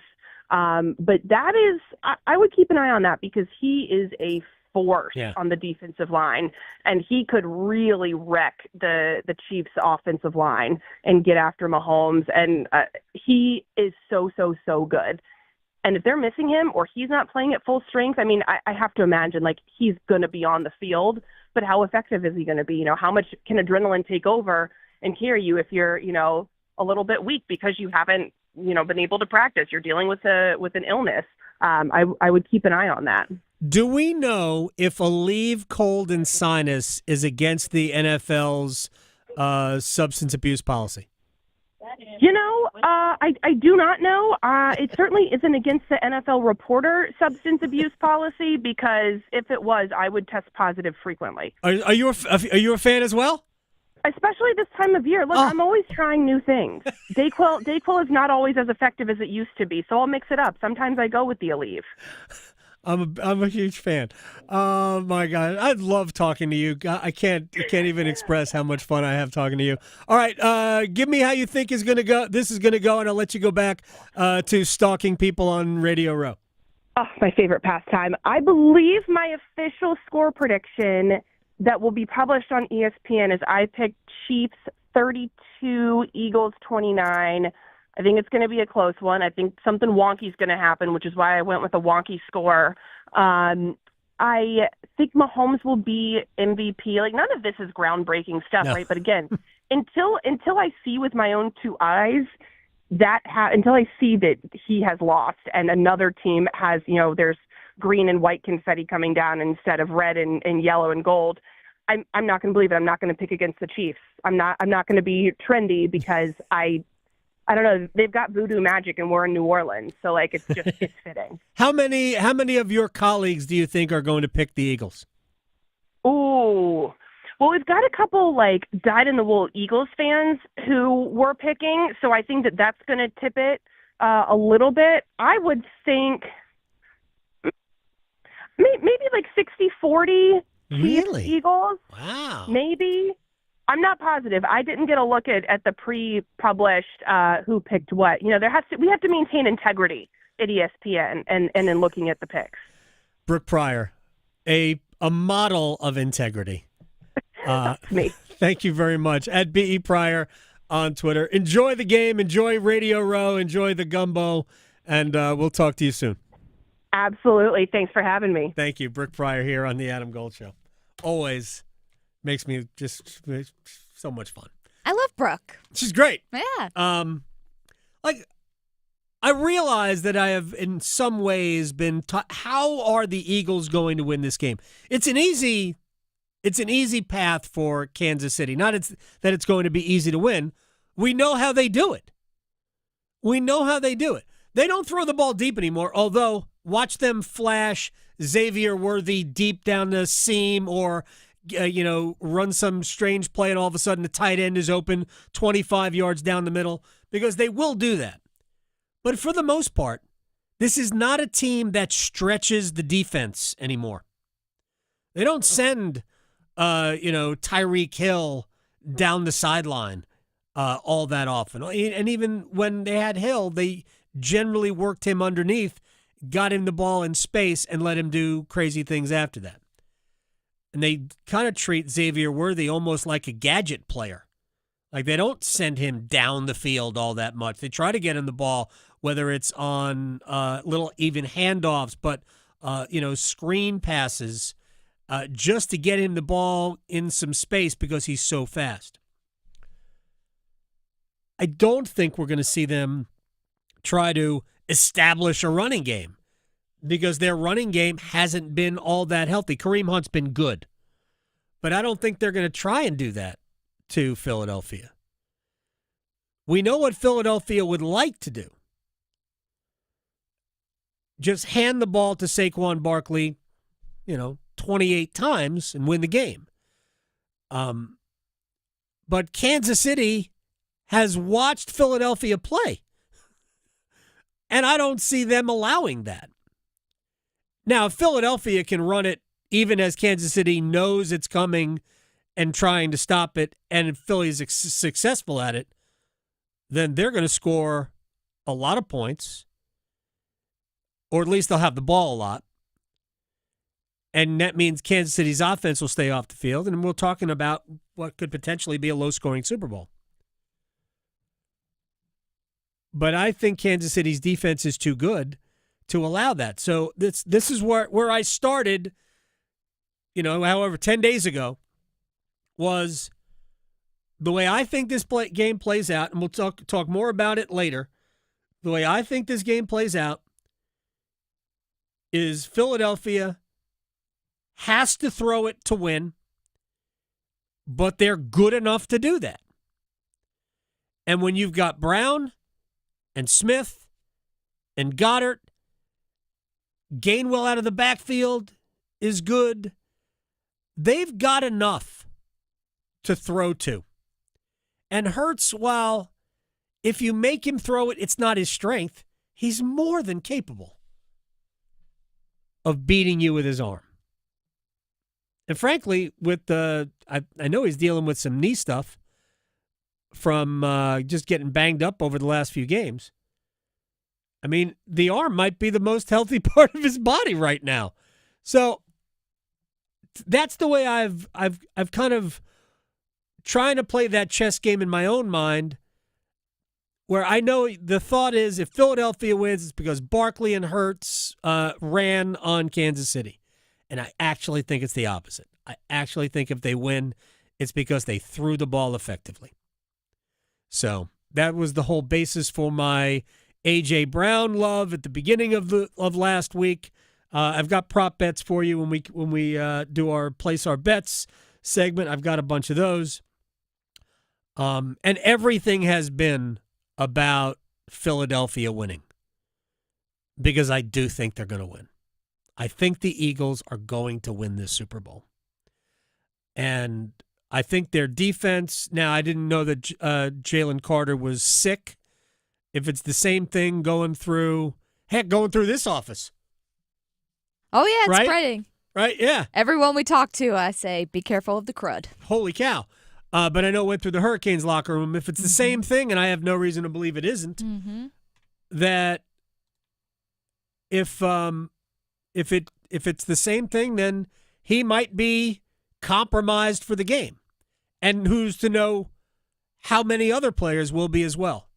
But here's the only Philadelphia can get some stops where Buffalo couldn't. And that to me is why I think the Eagles are going to win the game. I think Philly's defense will be the unit that surprises everybody in this Super Bowl.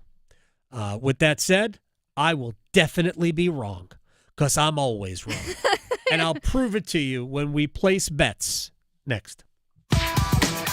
Going beyond the box scores. Adam Gold on the North Carolina Sports Network.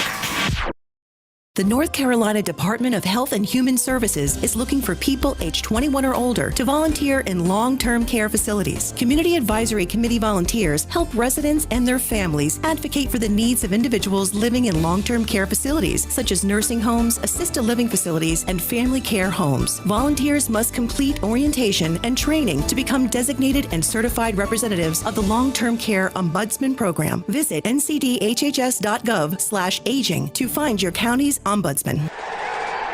As fall championships begin, the Governor's Highway Safety Program would like to remind you to buckle your seatbelt when traveling home from today's events. Whether you're driving out of town or across town this holiday season, wearing a seatbelt is your best defense against injury or death in a crash. During the busiest time of travel, prioritize your safety and buckle up. Every seat, every time. And remember, click it or ticket. It's the law.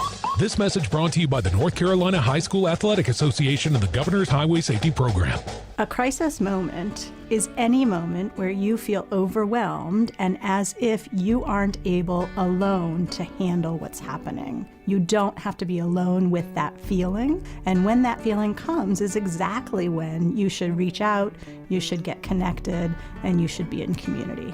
We care, we listen, we help. Call, text, or chat 988 anytime. Call, text, or chat 988-24/7. Brought to you by the North Carolina Department of Health and Human Services. Did you know that since you have public power, your electricity is operated and controlled by people in your community, not by a for-profit investor-owned company? These local folks are directly accountable to you. They don't answer to shareholders. They make decisions for the good of your community. What's more, your public power provider invests in your community, providing jobs and supporting your local economy. Local people working together to meet local needs. That's public power. Learn more at electricities.com. It is Super Bowl 59, and now is your chance to hit the jackpot on FanDuel. I am Adam Gold for America's #1 sportsbook. Right now, FanDuel's $5 million touchdown jackpot is available. All you got to do, place an anytime touchdown scorer bet before the game kicks off. If your player scores the first or last touchdown, you'll win your bet plus a share of the bonus pool. FanDuel.com/AGS. Get in on the action today. FanDuel.com/AGS. Make every moment more with FanDuel, official sportsbook partner of the NFL. 21 and over and present in North Carolina. Opt-in required. Each $2.5 million prize pool to be split equally among all eligible participants who made the correct picks. Bonuses issued as non-withdrawable bonus bets which expire 21 days after receipt. Restrictions apply. See terms at sportsbook.fanduel.com. Gambling problem? Call 877-718-5543 or visit morethanagame.nc.gov.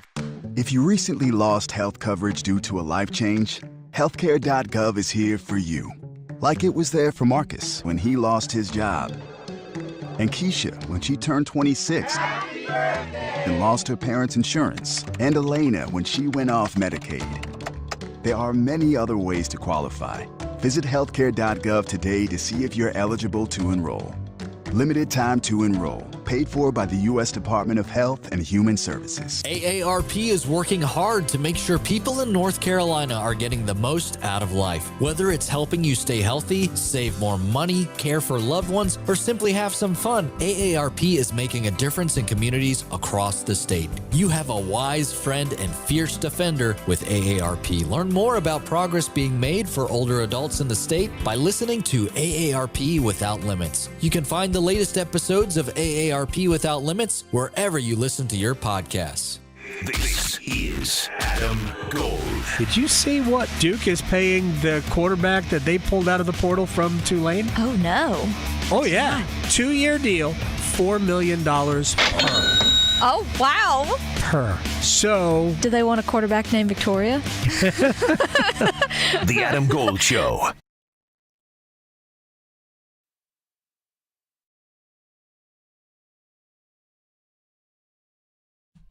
It's the Adam Gold Show. I am Adam Gold. Victoria on the ones and twos. We're going to place bets in a little bit. Lee Sterling's going to be back with us today. I'm excited for that. It's been a minute. Yes, it has been since around, is it Thanksgiving? I want to say it was around the holidays. It's been forever since I've spoken to Lee. He's going to join us, and this will wrap up our season with Lee Sterling. Also, we'll talk NBA trade craziness with Brendan Whitted next hour, and Jordan Reid will talk a little NFL draft with us. He was at the Senior Bowl like everybody else, one of his favorite weeks of the year, and it stands to reason. He will talk with us, and we still got Lee Sterling to talk to as well as he gives us his favorite props for the big game. All right, let's stretch. Okay, so also tonight, we haven't mentioned it yet. However, the 2025 Hall of Fame class will be announced for the 14th annual NFL Honors, and we have some special people involved. Yeah. I love these. These are two of my favorite Carolina Panthers from back in the day. Luke Kuechly and also Steve Smith Sr. will be one of the options, a couple of options. Also, Torrey Holt will still be an option as well. So, we'll see. I got my fingers crossed for Torrey. Yeah. He's I don't understand why we're still waiting, but he is an absolute Hall of Fame wide receiver. Yeah. And also a huge Hall of Fame person. Mm-hmm. I say that, I know him fairly well. Yeah, he was in studio, a year or so ago? Yeah, maybe longer. Torrey, look, he and his brother, they do great work around town. The Holt Foundation does great work. Their construction company is involved with a lot of stuff that NC State does. Torrey's a dynamite guy. He deserves it. Yeah, well, up to five people could be voted in this year, so definitely keeping my fingers crossed for a few. I will be so excited if any of those guys come into the Hall of Fame. So we will see. It's going to be at 9 o'clock tonight. So in between our Canes game, then, we could check that out.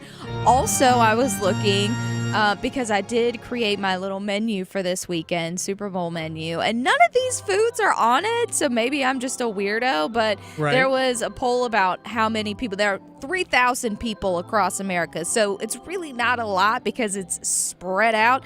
Yeah. So I don't know how many people from each state are representing our food palettes, but they're saying that the number one food, which you could probably guess. What do you think the number one food's going to be for Super Bowl parties? Wings. Yes, exactly. Wings. Do they know that we've got this avian flu that's right? Like, are these actually going to be like real chickens? Who knows? No way. We got no chickens. We got no eggs left. We got nothing. Like, there was an AP story about people turning to broccoli. Yes. You know what? Cauliflower. I think lemon pepper broccoli would be awesome. I'm all about it. There's a lot of places that have like buffalo cauliflower, which I guess is not going to be the same as buffalo Very wings. delicious, but I think. Hey, I don't like what? buffalo anything, but it's me either. I like wings, but not buffalo. This is why I'm a weirdo, because that would not be my number one choice, and that's not going to be. There's so many other reasons why, but that's just one. I want to narrow it down. That's just one in the bucket. Okay. So the number two thing, which is obvious, chips. Like nachos, that's number 2, and number 3, which to me is the same thing. But be careful, because like we've said, the crud's going around. So, that seems like a shareable food. I would imagine that most people are going to kind of, well, I shouldn't say most people. A lot of people will do this just at home. Yes, right? That's where mine's at. Just very low-key at home. But I will have number 4, pizza. Pizza's definitely going to be there. And then what do we do? The last 2, so there's top 6, but the last 2 have me really questioning things. Number 5, a cheese charcuterie board. Okay, like it? I like it, but That just is strange for a Super Bowl party. I don't think I've that ever should be good. been. Should be good. Meats and cheeses. I like it. With a little. I'm a fan. Like fig spread to put on a Very peanut good. cracker. Yes, very, very good. Big fan. And then loaded potato skins if you really want to feel bloated from beer and potatoes. So there you go. They're good. I got Yeah. no problem with it. They're Oh, good. yeah, Delicious. exactly. You know what else is good? When we make good bets. Place your bets. Place your bets. Here we are. I bet you slice into the woods $100. Gambling is illegal at Bushwood, sir, and I never slide. Okay, you can owe me. I owe you. All right. I'm trying to remember. Well, I don't remember. Who cares how I did yesterday? Today is the only day that matters. Yes. If people took my advice yesterday, you know how I did, and you know how you should act when I give you today's. All right, you start. Okay, well, starting with tonight's game, Canes in Minnesota. We need him to show up and show out. It's been too long. Sebastian Aho, anytime goal scorer. We also got to get on the board, too, so let's not get shut out. I'm going with Aho, anytime goal scorer. He's plus 180. Yeah, he is. Which Miko's is less than that. He's plus 160, actually. So Vegas thinks he's going to score more than Aho tonight. Who is? Mikko Rantanen. Oh, yes. Mm-hmm. All right, so I'm going to buy. I'm buying a Hurricanes win. Okay. Minnesota plus 158 at home on the money line. But I'll give you two others. This is not goal scorer. Anytime I need points, 2 points or more from Marco Rossi, who had 4 assists in the Minnesota win in Raleigh, and Jackson Blake. I am riding the Jackson Blake train. Love him. 2 or more points plus 600. Oh, okay. Next game, Capitals versus the Flyers. They're in Philly today. I don't want the Capitals to win, but I think they're going to win. So give me them to win, and I'm going to take the over 5.5. That's plus 180.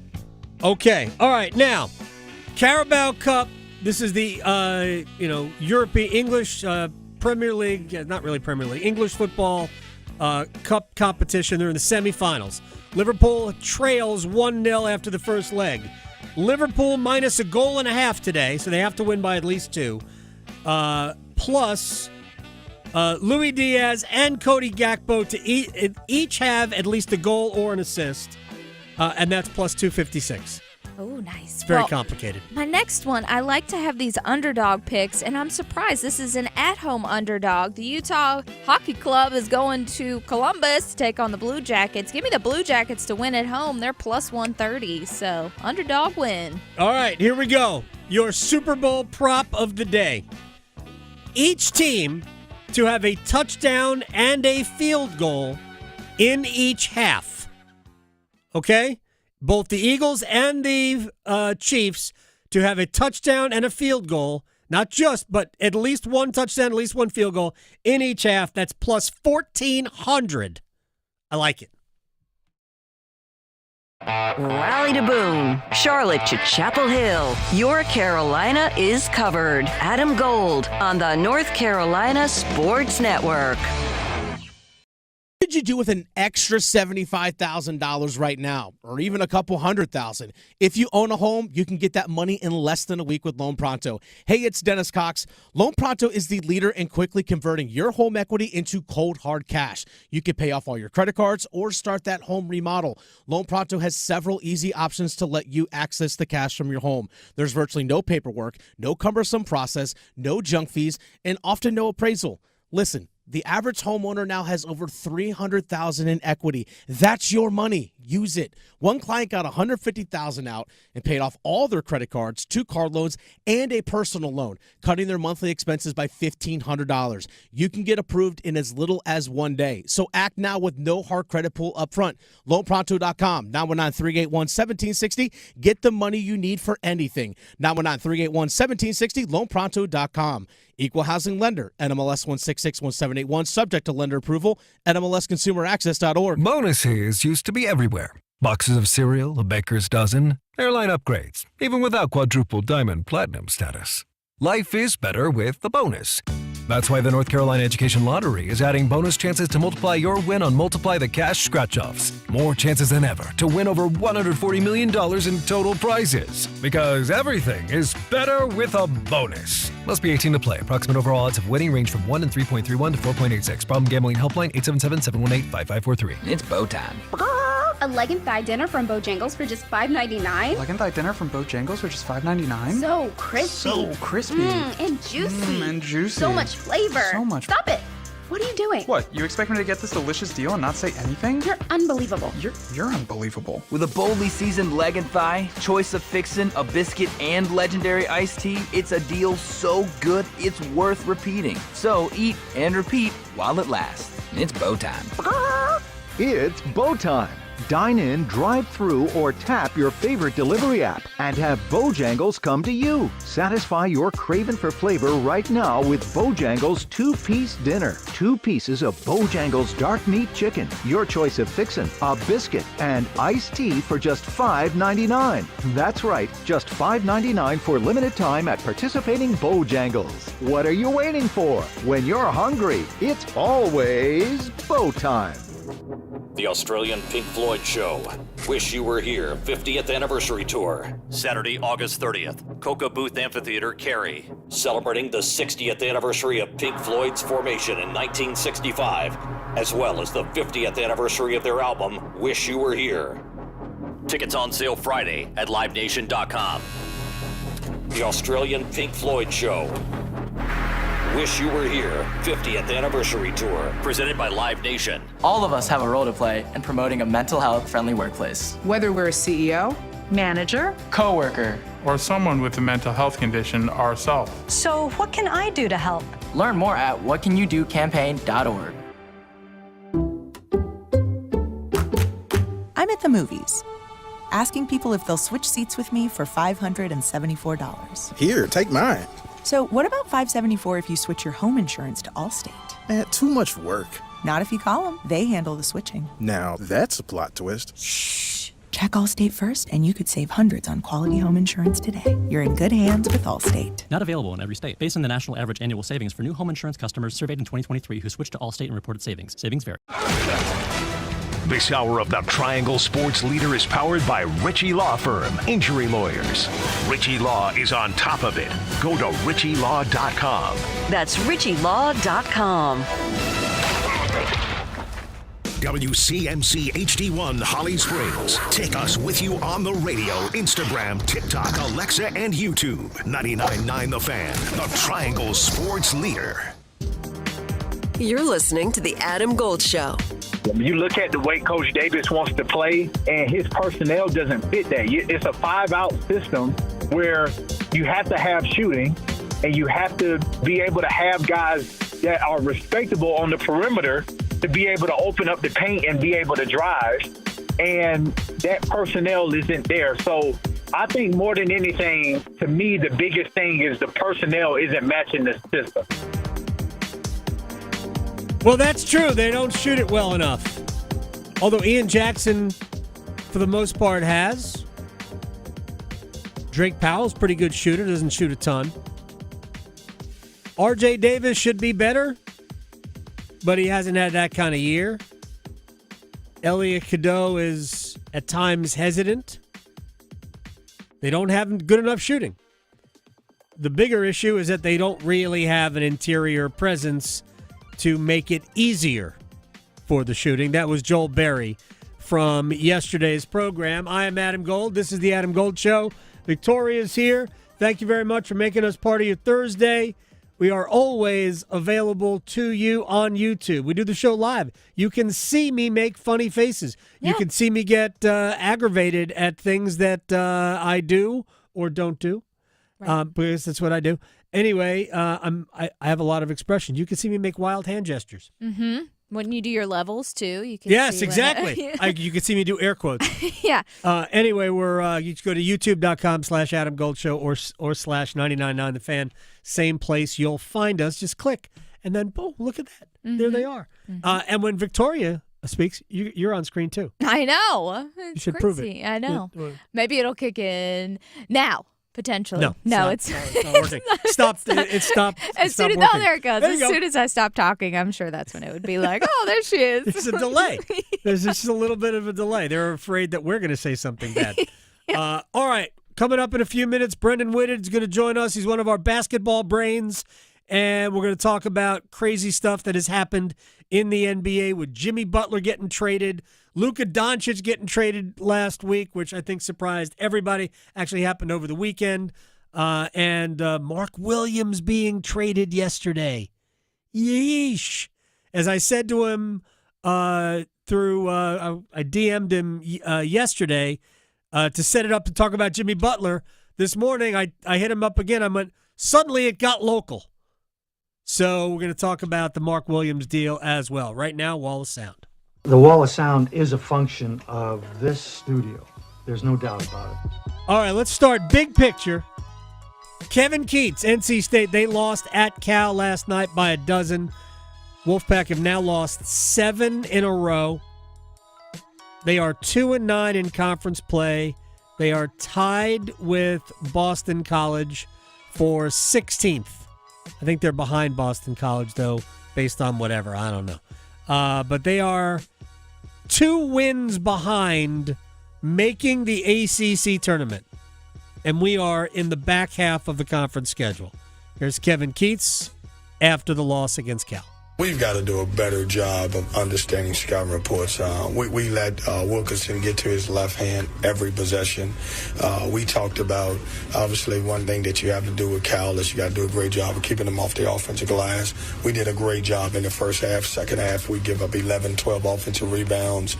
I don't even think Sioko had an offensive rebound at the half, and now we end the game with 12. Like, if we're going to win these games, we have to follow scouting reports. We got to do a great job on the defensive end, and we didn't do it tonight. Give Cal credit on their flow. I thought they played, obviously played better than us, but we got to figure it out. We got to do better than that, and once again, it falls on me because I'm the head coach. Not remembering the scouting report is a thing. I remember, this goes back a ways. We used to have John Bunting, then the head football coach at North Carolina. We used to have him on the show every Monday during the football season. He was willing to do that. John was great. I love John. They weren't very good at Carolina when he was there. They were good the first year. He had Julius Peppers. Made it easier. But I asked John one day, what went wrong against whatever team, and he said we couldn't get lined up correctly. And I thought, wow, that is an admission. We couldn't get lined up correctly. That is owning it. That is basic. Yes. Absolutely basic. Not following the scouting report. Okay. Moving on. Duke went to Syracuse last night, and I really thought that this was going to be one of those games that Duke struggled with. Not that they were going to lose. I never thought they would lose. Because coming off your rivalry game, especially the way you performed in that rivalry game, I thought it would just be difficult. There would be a normal emotional letdown, and there was none of that. John Shire talked about it. Well, we had discussed it. I don't know if we had our best pop necessarily to start the game, but I thought we were able to turn it up. Cooper, didn't necessarily have his best stuff tonight, and he was just plus 22 and, just still did a lot of things. And I love where Tyrese is at. I love Tyrese being ready to shoot. I thought he had a really good game. And, like we talked about, it's just good to have, 5 different guys in double digits and 18 assists. And then obviously the defense holding them to 54 points. Tyrese Proctor was great. I thought last night's game was really about Malik Brown and Sion James. Sion James, not Sion James. Sion James. I really thought it was about those two guys. Maybe more about Malik. They didn't have Mason Gillis yesterday, which isn't necessarily a defensive loss, although he's a good defender. He's more of an offensive piece for them, guy who can help space the floor because he's a great shooter. Malik Brown is not that. But I don't think it's a coincidence that with Malik Brown in the game, they had 12 steals. He had 3 of them. Sion James had 3 steals too. Those guys were just so good. We talked about North Carolina's problems earlier, and the portal is something that should enhance your roster. It shouldn't make your team. It should enhance your roster. And boy, the 3 guys that Duke pulled out of the portal. Whoa. Brown is such a good defender. My gosh. So much fun to watch. All right, Myles Garrett, star defensive end for the Cleveland Browns, asked the Browns for a trade, which, hey, nobody should be surprised at that. But he's still with the Browns, and he is openly talking about wanting here. Not only do I want to go, here's where, not where, but here's what I want my next team to have. Someone who's in position to contend soon or right away. I could come in and still play my brand of football.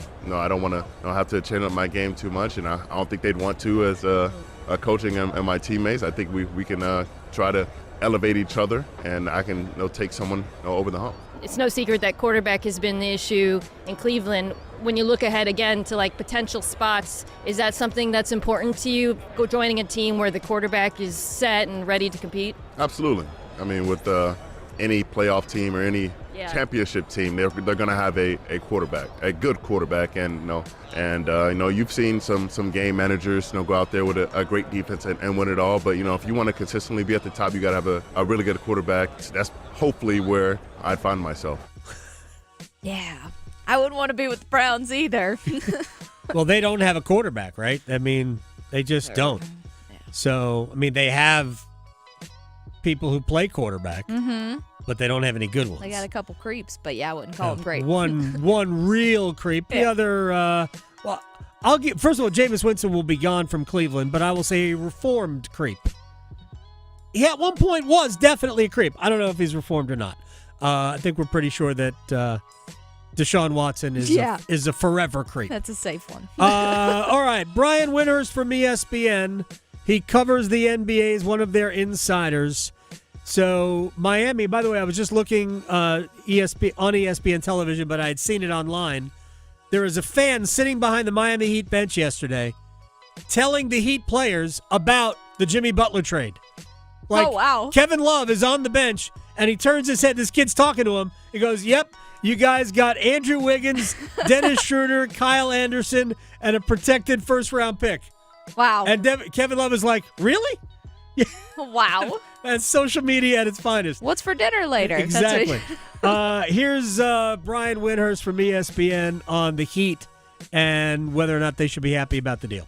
Well, they waited a very long time to make this deal. They looked at a lot of different things, and I do genuinely believe that the Heat are happy about getting Andrew Wiggins. I know he's not had a good last couple of years since that incredible finals 2 years ago, but I do think they like how he fits with the way they want to play now, which is a little bit bigger. He'll slide into that role that Butler played, and they get draft capital here that they can potentially use for themselves or maybe use in another deal. The Heat didn't take a backslide here, and they feel like they can still do something in the future. So I don't think they wanted to trade Jimmy Butler. I think they wanted Jimmy to play well for them during the season. They tried everything they could to hold that together. This deal isn't a home run deal, but it's a solid deal, and I think the Heat will live to fight another day. Funniest thing I saw on Twitter last night was somebody saying, I don't have NBA League Pass, but if the league will promise to televise Golden State Warriors practices with Draymond Green and Jimmy Butler, I will buy. I don't disagree. No. I would watch that too. Me too. Could be volatile. Anyway, we'll talk about Jimmy Butler to the Warriors. Mark Williams from Charlotte to the Lakers with Brendan Whitted next. Going beyond the box scores. Adam Gold on the North Carolina Sports Network. Tonight's forecast calls for Hurricanes hockey. Now Svechnikov ties out front for goal. They score! The captain ties Storm Watch with Adam Gold at 7. Puck drop at 7:30. Follow the redirect. Here come the Hats! Stall the deflection out in front. Carolina 5-3. On your exclusive home for the Carolina Hurricanes, 99.9 The Fan. Super Bowl 59 is your chance to hit the jackpot on FanDuel, America's #1 sportsbook. Adam Gold here, and with FanDuel's $5 million touchdown jackpot, you can win a share of $5 million in bonus bets. All you have to do is place an anytime touchdown scorer bet before the game kicks off, and if your player scores the first or last touchdown, you are a winner. FanDuel.com/Adam Gold. FanDuel.com/Adam Gold for the $5 million touchdown jackpot.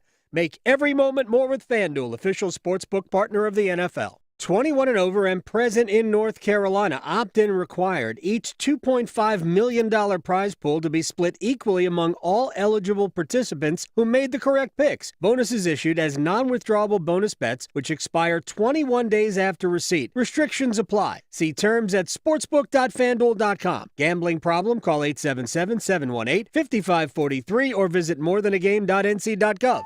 Progressive knows finding your new home was a dream come true.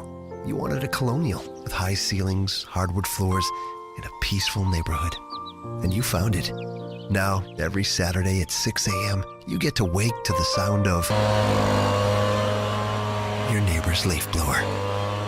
Progressive can't save you from your noisy neighbors, but we can save you money when you bundle your home and auto with us. Get a quote at Progressive.com. Progressive Casualty Insurance Company, affiliates, and other insurers not available in all states. Paid for by government.com. Have you heard? A recent stash of 1902 Morgan silver dollar coins has been found. These gorgeous 1902 silver dollar coins are as bright and shiny as the day they were struck, and less than 300 of these Morgan silver dollars are available. Coin experts are calling this an amazing opportunity for anyone interested in silver coins. Just call government at 1-800-806-1641, and you are guaranteed a mint condition 1902 Morgan silver dollar, featuring the iconic old mint mark of the New Orleans Mint, but with limited quantity. You must call now. These 1902 silver coins are still in uncirculated condition. That is 122 years of history you can hold in your hand. To learn more, call 1-800-806-1641. Call now and you'll receive a free American Coin Collector's Bonus Package, a $25 value, free with every order. Call 1-800-806-1641 now to secure your 1902 Morgan silver dollars before they sell out. That's 1-800-806-1641. Lanny went to college and racked up huge debt. A little bit over $100,000. For a degree he couldn't use? Now what? I had a friend that went to my computer career. They even helped him get hired immediately after graduation. One of the things I love about IT is that you can work from anywhere you want. You could become an IT pro in just months, including cybersecurity and the basics of AI with zero experience at mycomputercareer.edu. It worked for me, and I know it can work for you. This is one student's experience. Individual results vary. John Porcelain here for my friends at Buffalo Brothers. You know the big game is right around the corner, and it's time to start thinking about big game parties. Don't be that guy that doesn't get the best wings in town. So order your wings today from Buffalo Brothers. Come and get Buffalo Brothers Big Game Special. 2 large pizzas and 20 wings for just $50. That's food for the whole family at more than 20% off. But remember, order today as pickup times fill up fast. Buffalo Brothers. Oh man, now I want wings. Gold. Gold. So I was reading an article about the 10 oddest Guinness World Records, and the thing that caught my eye was most skips by a cat in 1 minute. This woman has a jump rope and is skipping with her cat. Okay, I have got a cat, and let me just tell you, the skipping alone would cause this, but swinging a jump rope anywhere near my sweet kitty Carol, she'd be gone for like 5 days. The Adam Gold Show.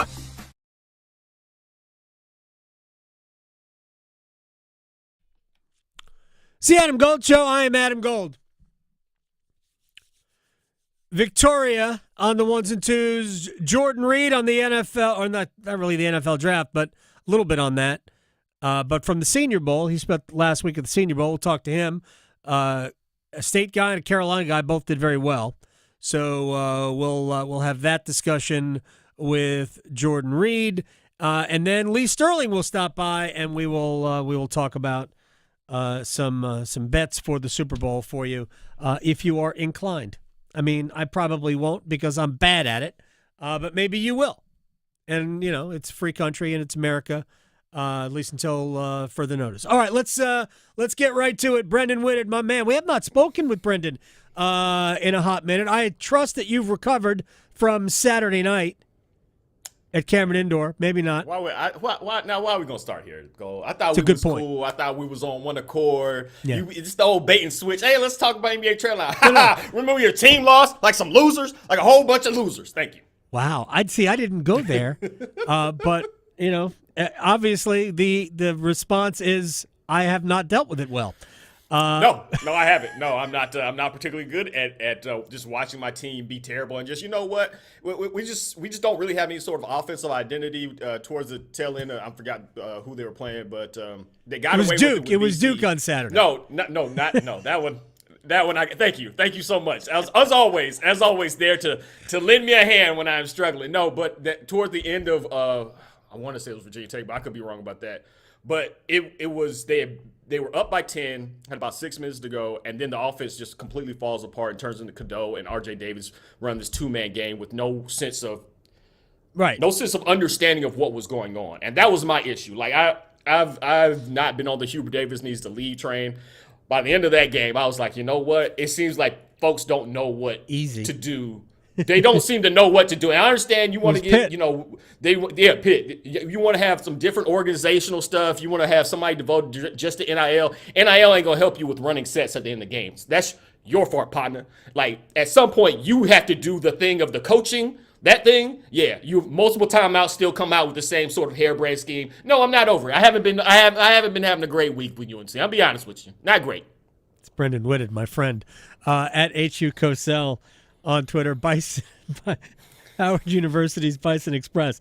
All right, he's on one of our NBA brains. So I was going to start with LeBron, Luka to the Lakers, but we're going to stay with the Lakers because I woke up this morning and went, holy cow, the Hornets traded Mark Williams. I had just talked a couple of times about, building around Mark Williams, keeping him as one of the core pieces because they just traded Richards a few weeks ago.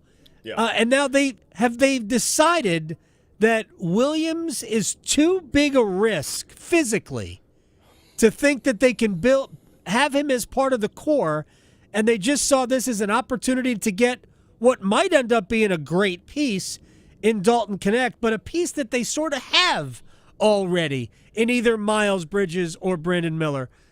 Because giving up a big man when they've searched for a big man for about a decade seems like that's a mistake. What are your thoughts on that?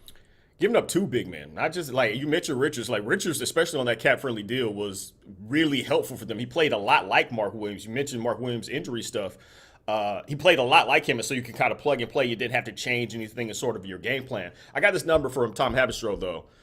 In the last 2 seasons of the 130 games eligible to play together, Brandon Miller, LaMelo Ball, and Mark Williams have only played 18 games together. I mean, you can't, right? Like, and maybe they just decided, you know what? We've seen this movie. I don't need to sit to the end of it. And so I think part of it was Mark Williams' injury history. He's played pretty much one full season, and he's in his 3rd year. Right, not great. Under 40% of the available games. Yeah, and so I can understand them saying, you know what, we can't go through this again. Brandon Miller's already hurt. LaMelo Ball is still hurt from like just a freak running up on the back of a player as he backs up after hitting a three. So maybe they've just decided, you know what, we're not going to do this. I thought he was a cornerstone. The last time I came on was about a week and change ago. The last time I came on, you would ask me, like, what do they need to add or whatever? And my response was, I think if they can just hold tight to this young core, if they can get healthy, then I think that they had something with Miller, Ball, and him. I thought those were the 3 untouchable guys on the roster. Obviously, I was wrong. Connect gives them something that we also mentioned that they haven't had, which is a ton of shooting. They are a poor shooting team. They're one of the worst offensive teams, generally speaking. Connect gives them that. My question is he going to be able to shoot in smaller windows? You don't have LeBron anymore. You don't have AD anymore. You're no longer the 3rd or 4th best offensive player on the floor. are you going to still be able to go get yours? Because that's what they need. They need those floor spacers. He's shown the ability, a little bit of propensity to put it on the deck a little bit and get his own shot. We'll need to see more of that because there just aren't that many creators on the Hornets team. I'm frustrated because it feels like you're giving up on a project so soon. Yeah. But I do think that they're going to, I don't think Bridges is long for the team for that much longer, be it trade or whatever. They're going to need more shooting. You put Brandon Miller and Connect together, you finally start to get that spacing. And I guess they feel they can find another big, even though they haven't had a legitimate one since damn near Al Jefferson. So. I mean, that's the thing that gets me is that Williams is just 22. Yeah. And I realize, and I used this example before, Brendan, I'm not comparing Mark Williams to Joel Embiid, but the start of Embiid's career based on availability is pretty similar to Mark Williams. And again, not comparing the two players. But if Mark Williams turns out to be a big man who can play 60 to 65 times a year and give you athleticism, shot blocking, rim running, if he can do that, and he's got a little bit more offensive game to his repertoire anyway, if he can do that for you, I mean, that's a loss. This is a potential huge loss for, no offense to Dalton Connect, I think there's a lot more of him available than a lot more of Mark Williams. Yeah, I was legitimately surprised by it. But again, this team's been burned by injuries for so long. Yeah. I mentioned Miller, I mentioned LaMelo Ball, before it was Gordon Hayward, Terry Rozier. Like, you can go down the list of guys that just could not stay healthy, guys that were supposed to be starters for this team. And I think that this organization, Peterson, has been doing a really good job. I expected, now this one just came through, they just traded for Nurkic, right? Like, they just took Nurkic and a first, and then Martin and Mitchich and a second. So they're going to get a first and they're going to get Nurkic. I thought that's what they're breaking going to do. News. We should have played a breaking news sound. It's happening all so crazy fast. Yeah. But, like, those were the deals. We did. We played the breaking news sounder. That's fantastic. Oh, my God. Is this what Shams feels like? Oh, exactly. My God. This is fantastic. I'll start calling you Shams. Can't do that. But like, seriously though, like, those were the deals I expected. Hey, take on this bad salary for a player that can barely stay on the court anymore. He hasn't started since early January. Hasn't started since 2024. Hasn't played since early January. He's clearly no longer in the rotation for them. Take on this bad salary. He's only $20 more million next year. It's not the worst thing in the world for a team that's not paying anybody. And you get a first round draft pick. Those were the deals that I expected. Never did I expect to be moving on from a core member like Williams. All right, I just want to note that we instituted the phrase "It's only $21 million." All right, yeah, light work. I mean, Gold, you know what it is, right? I see you pull up at the radio station with something spinning. Don't even start, bro. Don't even start. Don't be lying to these good folks. It's only $21 million. Brendan Whitted. All right, final thing. There's a ton of trades we could talk about, but I want your thoughts on Jimmy Butler to the Warriors. I know you're a League Pass guy. We've got it in our house. I don't really watch it. My kid watches it. I would watch Golden State Warriors practices with Jimmy Butler and Draymond Green. So what are your thoughts? Is he going to make them that much better? I don't see the Warriors as really any better. So here's the thing: they got him for the playoffs, and here's why it's specifically important. They got to make the playoffs first. They still got some stuff to do. They're top 5 in 3-point attempts and 3-point makes. That's not their problem. Their problem is everywhere else on the court. Right. They're in the bottom 3 in field goal attempts, field goal makes, and free throw percentage attempts and makes. Jimmy Butler's going to get to the free throw line. You know that. He's the highest points per possession in guys with the ball handler, as an ISO, as a pick and roll guy, and in the post. Those are places that they have just not had any sort of offense. The defense has been fine, but they're 20th, the bottom 10 in the league in offense. Butler will help them below the arc, and giving away Wiggins as a shooter who was essentially the third highest 3-point shooter on that team is not going to hurt because they got a gang of other guys that can do that. Yeah, the thing about I don't think there's a player who went the other way faster than Andrew Wiggins after the Warriors won their last title. He was such a huge part of that, and he has not been an impactful player really since. Brendan Whitted, always an impactful player. I appreciate your time, man. We'll talk to you very soon. Thank you. I love it, man. I appreciate you. Absolutely. He's great. I feel bad that I poked the bear on the whole Saturday night thing. I feel terrible about that. I mean, I feel that terrible. And I was not trying to I just want to make sure he's okay. And he's my friend. And I'm concerned. All right, when we come back, Jordan Reid, the pride of NC Central on the Senior Bowl, where they just were in Mobile, where NC State and Carolina each had guys who wowed. And also we'll ask him about quarterbacks for the upcoming NFL draft. And we'll also dig into what the Panthers should be thinking about when they pick at number 8. Jordan Reid joins us next. Going beyond the box scores. Adam Gold on the North Carolina Sports Network.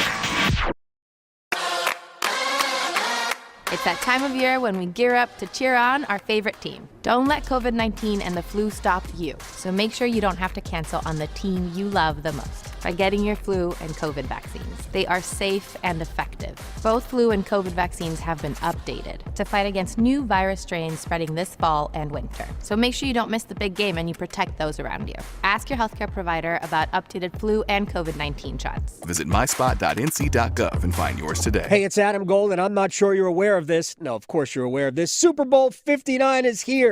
It's the big week, and no better way to make every moment more exciting than with FanDuel, America's #1 sportsbook. They make it easy to have the most fun during the big game. Saquon Barkley, 25 or more rushing yards in each quarter. You can do that. That's hard. Either quarterback to catch a pass. That could happen. How about a big man touchdown? Any offensive lineman to score a TD. Place a $5 bet. If you win, you get $200 in bonus bets. FanDuel.com/AGS. FanDuel.com/AGS. FanDuel, official partner of Super Bowl 59. 21 and over and present in North Carolina. First online real money wager only. $5 first deposit required. Bonuses issued as non-withdrawable bonus bets, which expire 7 days after receipt. Restrictions apply. See terms at sportsbook.fanduel.com. Gambling problem? Call 877-718-5543 or visit morethanagame.nc.gov. The North Carolina Department of Health and Human Services is looking for people aged 21 or older to volunteer in long-term care facilities. Community Advisory Committee volunteers help residents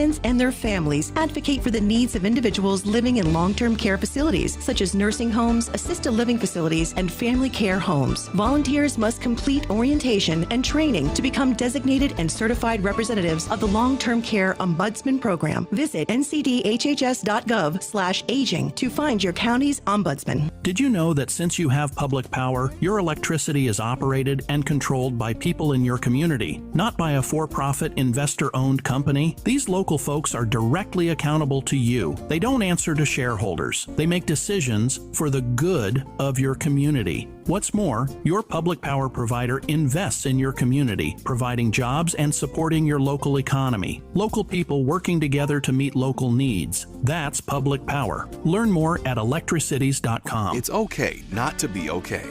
Feelings of loneliness, anger, and worry are completely normal, and you're not alone. If you need help coping, call, text, or chat the free 988 Suicide and Crisis Lifeline. Someone is always there to talk, day or night. Together, we will find the care that works for you. Just call, text, or chat 988 anytime to talk to a trained counselor who will listen, provide support, and connect you to other resources that can help. Let's get through it together. Brought to you by the North Carolina Department of Health and Human Services. As fall championships begin, the Governor's Highway Safety Program would like to remind you to buckle your seatbelt when traveling home from today's events. Whether you're driving out of town or across town this holiday season, wearing a seatbelt is your best defense against injury or death in a crash. During the busiest time of travel, prioritize your safety and buckle up. Every seat, every time. And remember, click it or ticket. It's the law. This message brought to you by the North Carolina High School Athletic Association and the Governor's Highway Safety Program. If you recently lost health coverage due to a life change, healthcare.gov is here for you. Like it was there for Marcus when he lost his job, and Keisha when she turned 26 and lost her parents' insurance, and Elena when she went off Medicaid. There are many other ways to qualify. Visit healthcare.gov today to see if you're eligible to enroll. Limited time to enroll. Paid for by the U.S. Department of Health and Human Services. Gold. Gold. Some of the best trades ever made are the ones you don't make. Again, I'm sure that there are tons of stories like that. Kind of like a relationship. Sometimes the best ones are the ones that you didn't go out with, like that person that you tried to, and then you see them 10 years later and you're like, ooh, dodged a bullet. So you sound like you've been there. Maybe. Yeah. Yeah. The Adam Gold Show.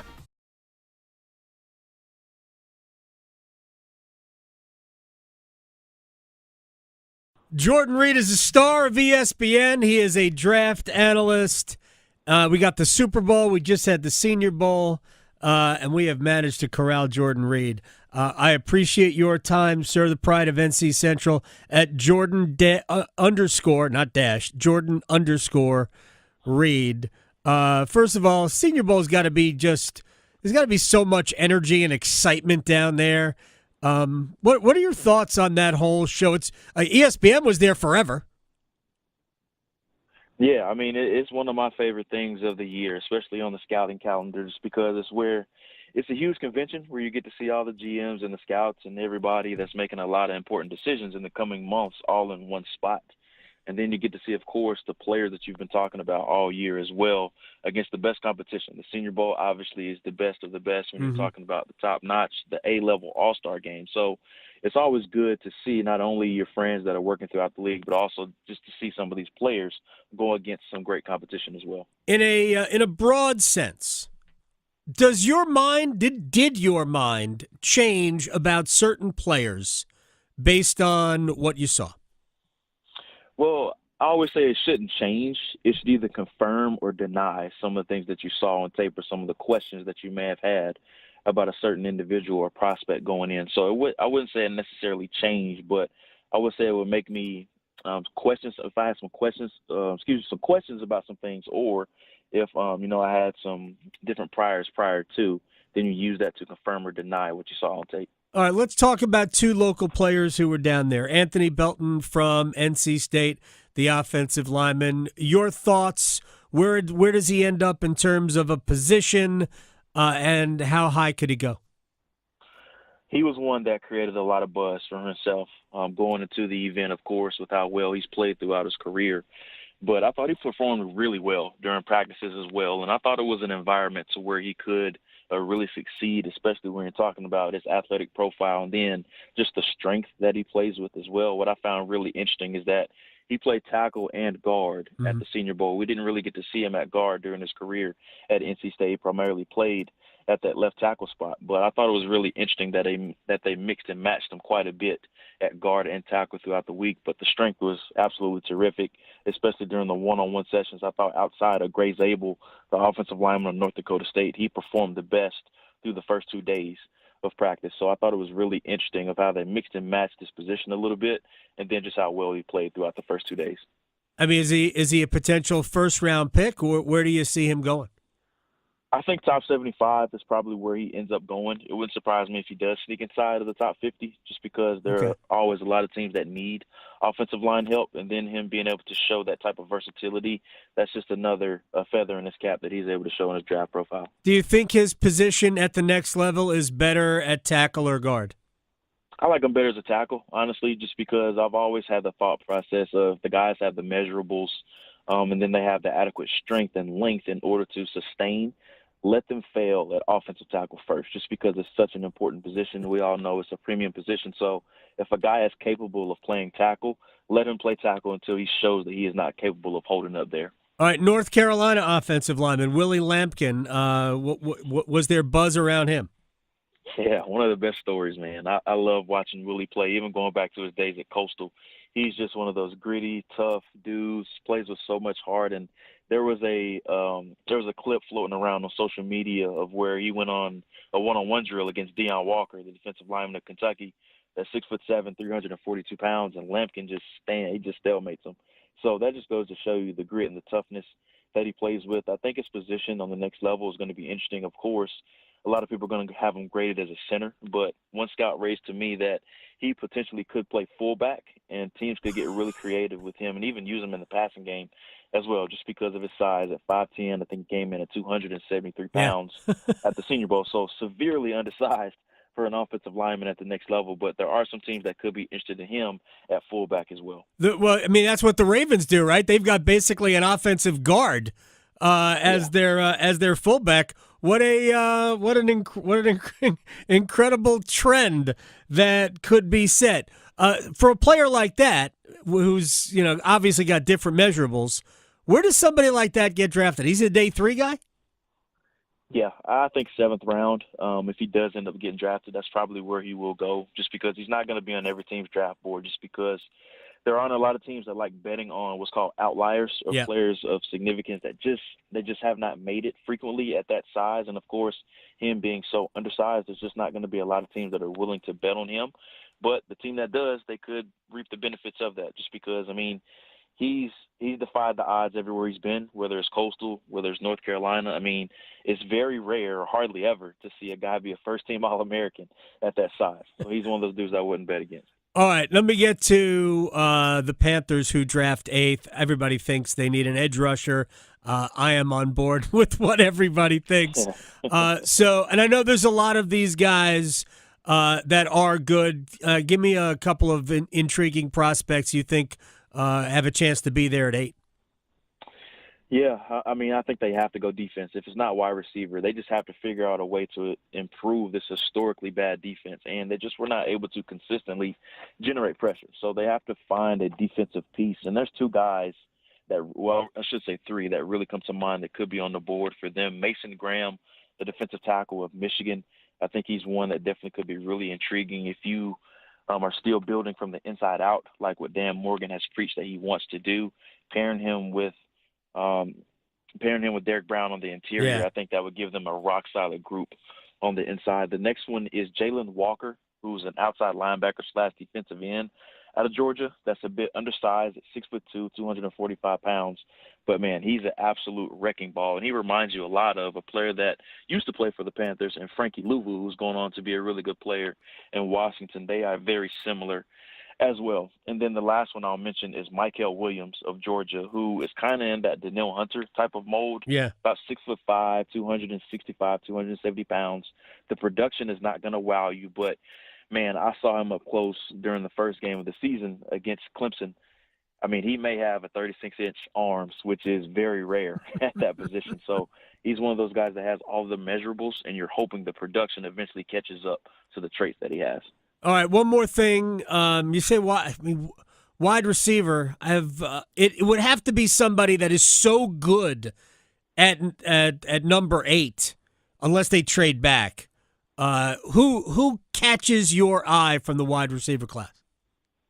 Well, there's only 2. Travis Hunter of Colorado, obviously the two-way dual threat athlete who had a terrific career, I should say, at Jackson State and Colorado. I don't think he's going to be there at 8 unless he just does something drastic before the combine that doesn't work in his favor. I just don't really see that happening. But the other is Teteroa McMillan, who's a receiver out of Arizona.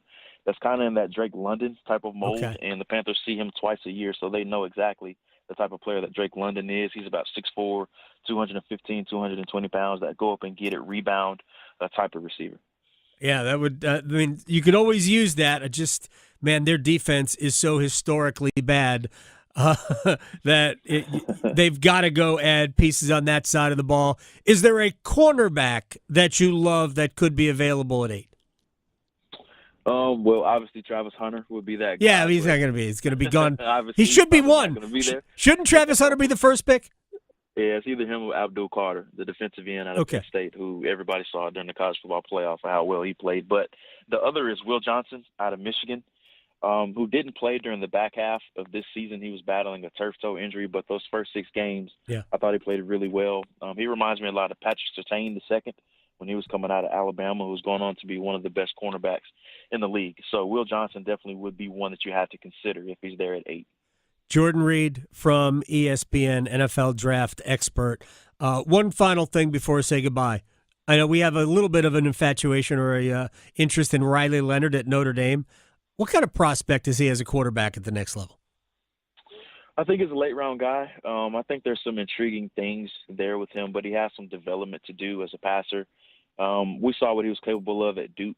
I was there for the big game, the season opener, I believe it was, against Clemson, of where he played really well.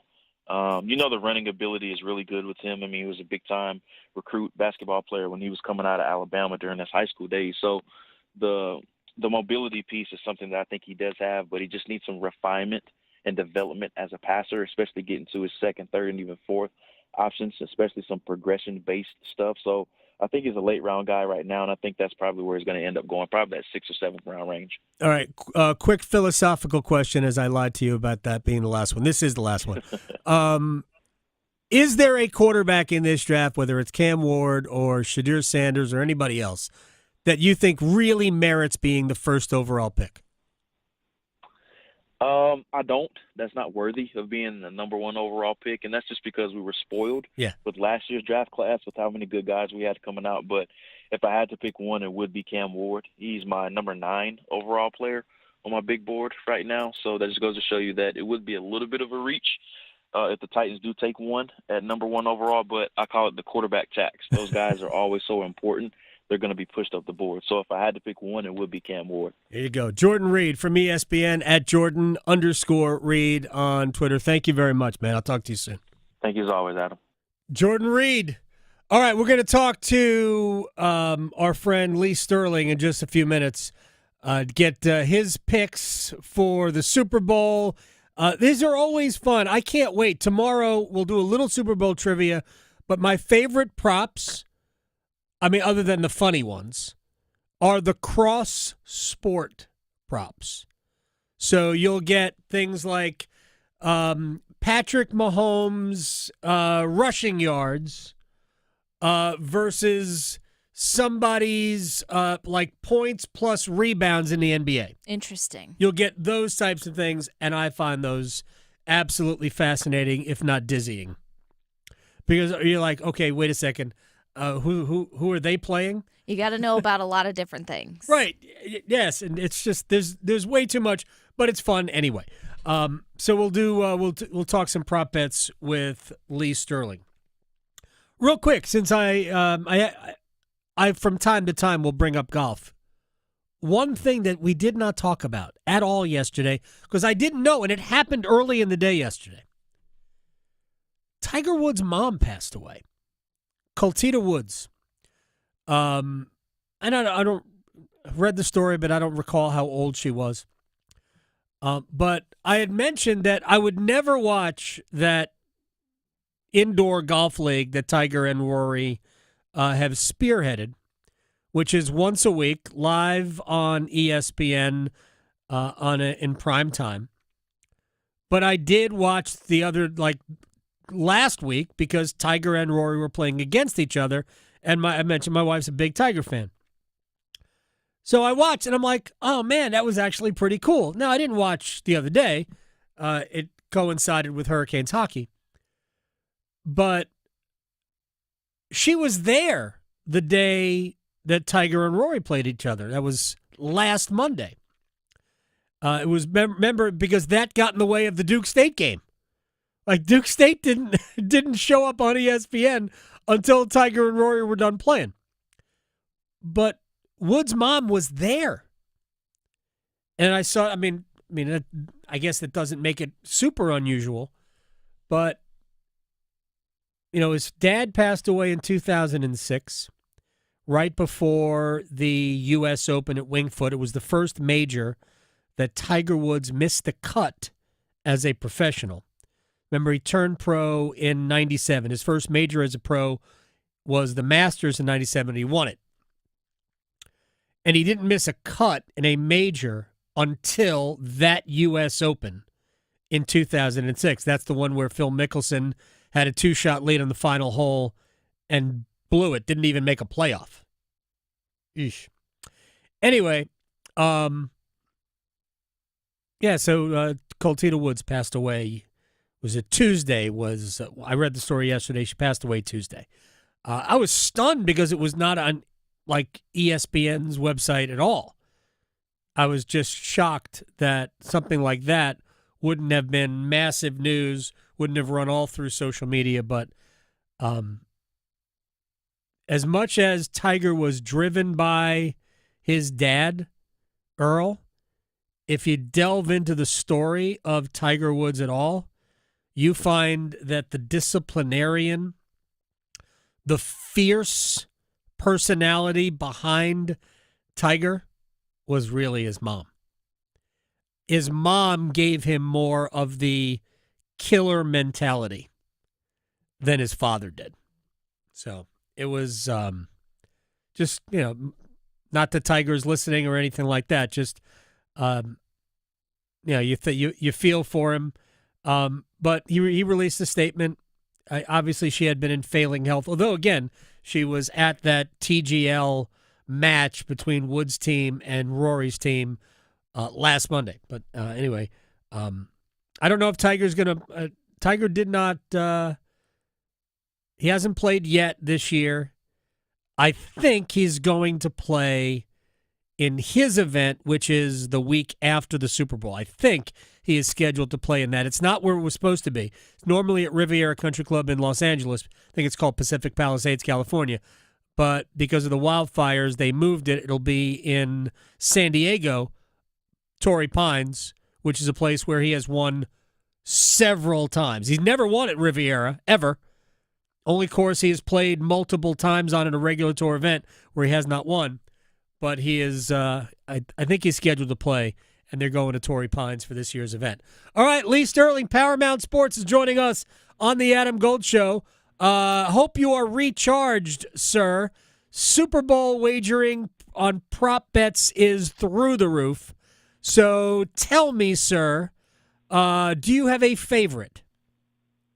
So I don't know if you know this, a little bit of trivia. Do you know what the first prop bet was ever in the NFL? The coin toss, I'm guessing. No, it was actually, and here's how I remember. I was in Reno, not Reno, I was in Tahoe. I'm sorry, Tahoe. Okay.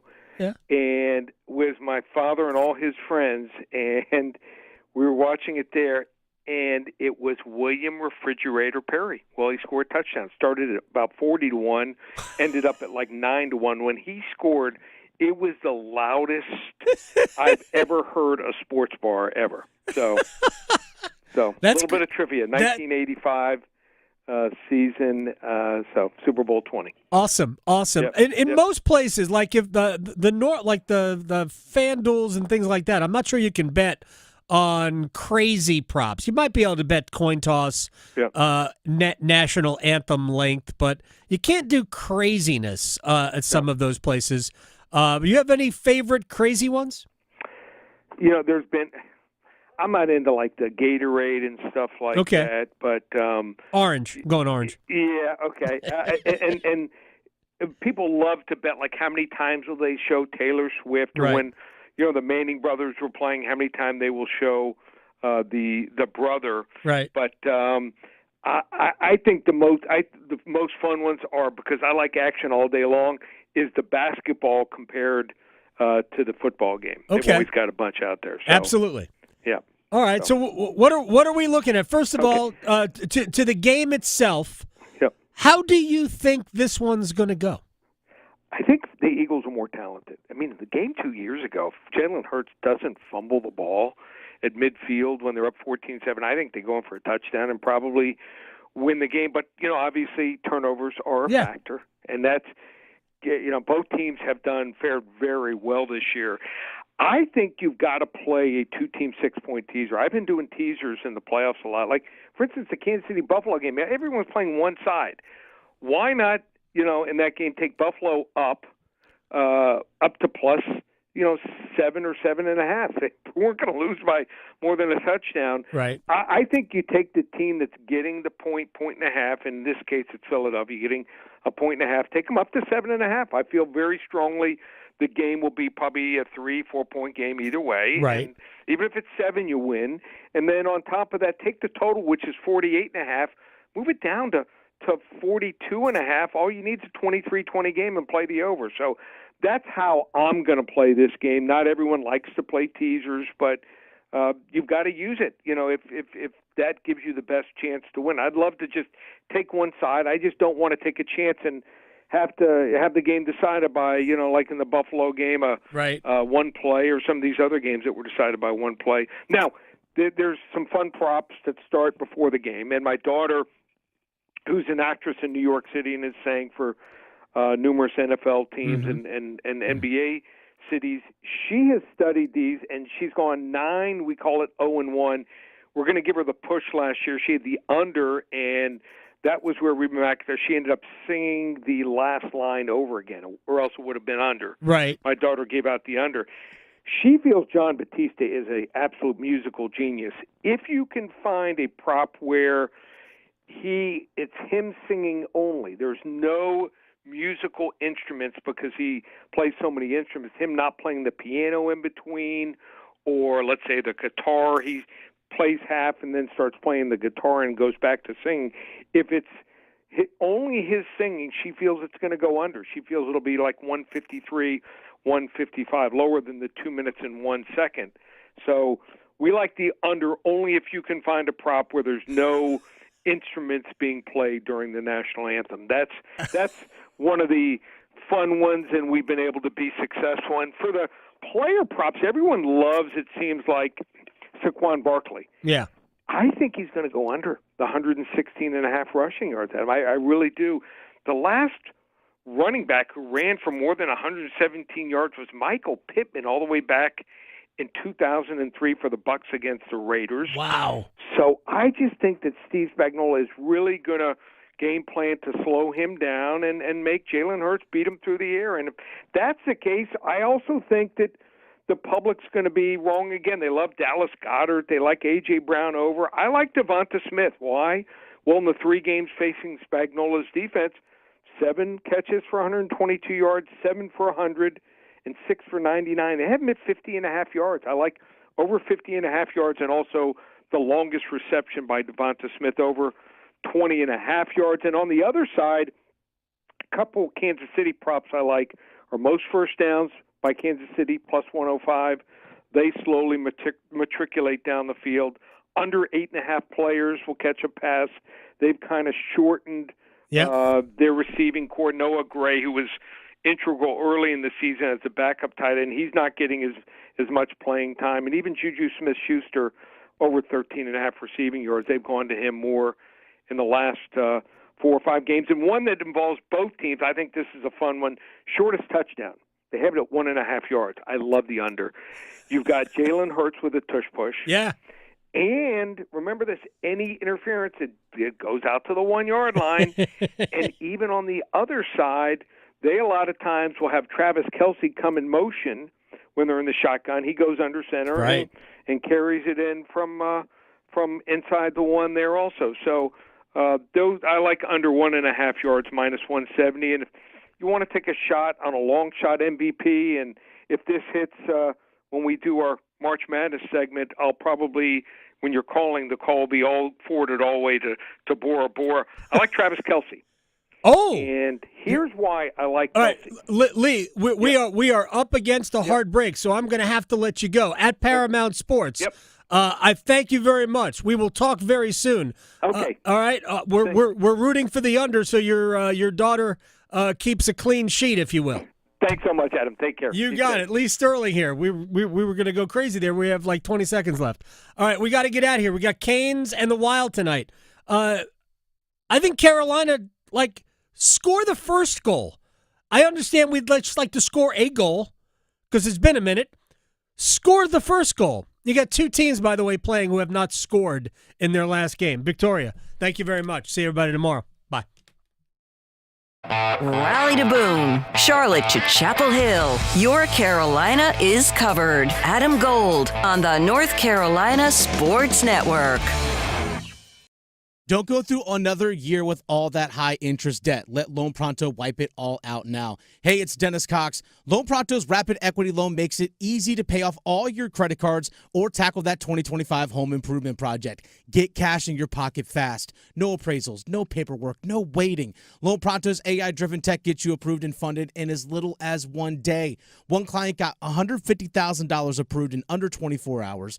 Paid off all their credit cards, 2 cars, and a personal loan, saving over $1,500 per month. With low fixed rates and lightning fast transfers, you can do it too. Consolidate debt, improve your home, take control of your finances. Imagine being credit card debt-free by this time next week. Don't wait. Call Loan Pronto now, 919-381-1760, or visit loanpronto.com. Get a free rate quote with no hard credit pull, 919-381-1760, loanpronto.com. Equal housing lender, NMLS 1661781, subject to lender approval, NMLSconsumeraccess.org. Bonuses used to be everywhere. Boxes of cereal, a baker's dozen, airline upgrades, even without quadruple diamond platinum status. Life is better with the bonus. That's why the North Carolina Education Lottery is adding bonus chances to multiply your win on Multiply the Cash scratch-offs. More chances than ever to win over $140 million in total prizes. Because everything is better with a bonus. Must be 18 to play. Approximate overall odds of winning range from 1 in 3.31 to 4.86. Problem gambling helpline 877-718.